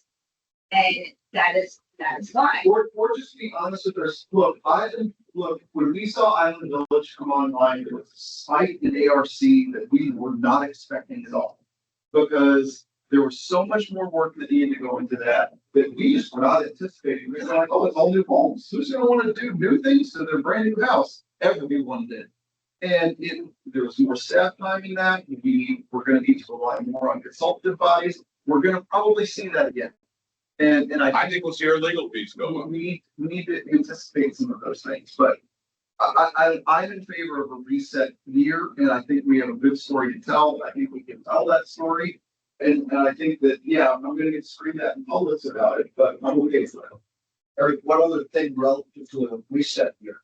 We are heading for right now, and in the projection for this year, we have a $300,000 deficit. Yeah, we can't go with the Yeah. deficit. So that's what it is. No, that's this year, for the Right. remainder of the year. And So I see what your point is that's why you wanted to go to the 300 extra basis points. well, yeah, I mean, we said there's nothing we can do to mitigate this year, so we've got to get that thing up. We're aging and continuing to grow at the same time. It's two problems simultaneously. It's not going to change until the Island Village is fully built out. All the extra costs of the amenity center, we still don't have money or land for a good shed out at Island Village, which adds costs to people having to go back. We've got costs. When you put it in hard dollars per month increase, it doesn't look as bad as saying you're getting a 20 or a 22% increase. We're fixated on the percent. But you know it gets spun that way though. We're fixated on that percent. We need to talk about the dollars and the story. This, we have a new B-51. We had a splash pad now. Said that last We have it now. We were promising it last year. Have it this We year. have $20 million Yeah, we have deficit from the, No, but I think, to Mike's point, that we are looking at the budget right now with a hole. Right. Even if we don't change anything. we have a hole. That's going to go down that. How does that get resolved? But it's not. That's the problem. That's what needs to be. No, No. So what- That's gonna be an aerial. That's gonna make our operating fund even worse. But yes, so if you add that to this, that's where he's saying those extra 200 to 300 basis points come from. On the That would balance make sheet, it 22%. balance sheet, that 600,000 on the operating goes to, capital. That's gonna go up by probably 100,000 by the end of the year, at least 250. So that hasn't been put in. Well, I can tell you that this has been very enlightening for me. Given this information, thank you very much. My opinion now has been shifting to, I think. Okay. Sorry. We're not going to just take it, well, me personally, I can't just take that approach. Day one, right? No, as Lauren said, the mandate is to go back to the committee and say, what can we do? But we have to be fiscally responsible for the residents. I think our expectation is set, right? And it's- But I still think every year we have gone through the budget multiple times to try and, see and make it as accurate as possible. And I think we should still be, remaining curiosity. But look at that, Scott. So I think. We figured it out whole Yeah, now. we- It just keeps getting Went through the budget. Went through the budget with the end result in mind, and we drove everything to that with no foundation to prepare for it. And one of the biggest problems, and I don't mean for this to sound political because it really isn't, it's multi-party. But one of the big problems this country has is that once you start running a deficit, it's very, very difficult to get rid of the deficit. And it rarely is eliminated historically through reductions in spending. It is almost always eliminated through increases in taxes. It's not really things, and then you find out, so you really need those things. If you spend more to mediate the problem you thought you were saying, The story is, we're an aging, growing community. I think you're nailed it. I think that's. We have extra costs, we have extra amenities. In hard dollars out of household pockets, it's what, $12, $13 a month more. If you say it that way, instead of saying 22%, I think people will go, we got a splash pad, we got a break, we got a new pool. That's what I say, it's a told story. Yeah. We need a great document that accompanies this that says, yeah, we realize this looks like a big number, but in reality, So that's why we're tracking all of the changes that are made to the budget. We're gonna go through the budget again and again, budget. This time not with a fixed percentage that we're trying to back into, but what's realistic cost of running an old community and an expanding community at the same time, while not handicapping ourselves so we continue to run a deficit. So we'll move forward with that. We'll track the changes, start drafting a document probably in the next month or so. That's an initial framework of it, and we'll keep it in front of the board and the committee so we can all Yeah, get just there keep by it in front of, October. just keep it in front of us. One of the goodwill pieces that you'll have if this inspection change works out, I think it's worth the numbers to do it. Telling the community that we've looked at everything, and we looked at our process for inspections, and rather than doing them on a quarterly basis, we're gonna take it out 4 months, 3 times a And year. trying to sort that out. Yeah. And Yeah, it's that's, gotta be tangible. We gotta make sure what those numbers look like. that's what we have to process, but I mean, whatever they are, I think they're gonna be worth chasing. And I think it has a real halo effect on the community when you say, we're gonna even do less inspections next year because the credit cuts twice. And we can always revert back. For some reason it doesn't work. It's like a pilot program. Should we, from a communication standpoint, start thinking about a visa or something, getting the word out? Or going away? We're gonna wait and see. You know what, if you're required, people keep the budget conversations on your agenda as a discussion item for workshops, providing, we have this conversation, we're already. This space. You know they're gonna be good. Yeah, we always put, a letter out. The letter is typically more generalized format. We list a couple things of where the main expenditures are. So there's the opportunity right there for the scope to change the narrative of that letter from more of general jargon to a specialized story. And we can start bringing the ideas on that based on what we already know. Some Now, of wasn't it be like over 20% for a condo, you have to run. Community condos, not HOAs. So we have condos here, right? We're not raising we're not raising condo fees. Raising their HOA. So we're good on, yeah. We try to keep it under the 20 because there's a lot of legal attorneys out there that. But I do think bluntly, to Bill's point, maybe we don't talk about this as a percentage. Because that's where I always come back. Because it does sound less painful in dollars. You've got to hope, otherwise it looks. Well, it looks like a high. No, I totally agree. Overstated. But we did this with the trash assessment, like, whatever it was 2 years ago, everyone was freaking out, the trash assessment was going, and I was like, you realize this is like $8, right? And we were like, oh, wait, what? I mean, it like, just think. If you've ever written the board complaining about the state of celebration, I do not think you should complain about council. Yeah, Jacob had a good point. It's, we always put percent to dollar, look around dollar to percent, or bleeding with the dollar. Yeah. It's just the way we're wording things. We just gotta be cautious about it. So I think we have consensus, here. We need to talk about this. Okay. Then we can have a motion to adjourn. I'll move to adjourn. Second. All right, we're adjourned. Thank you all. I'll adjust. Thanks, Melanie.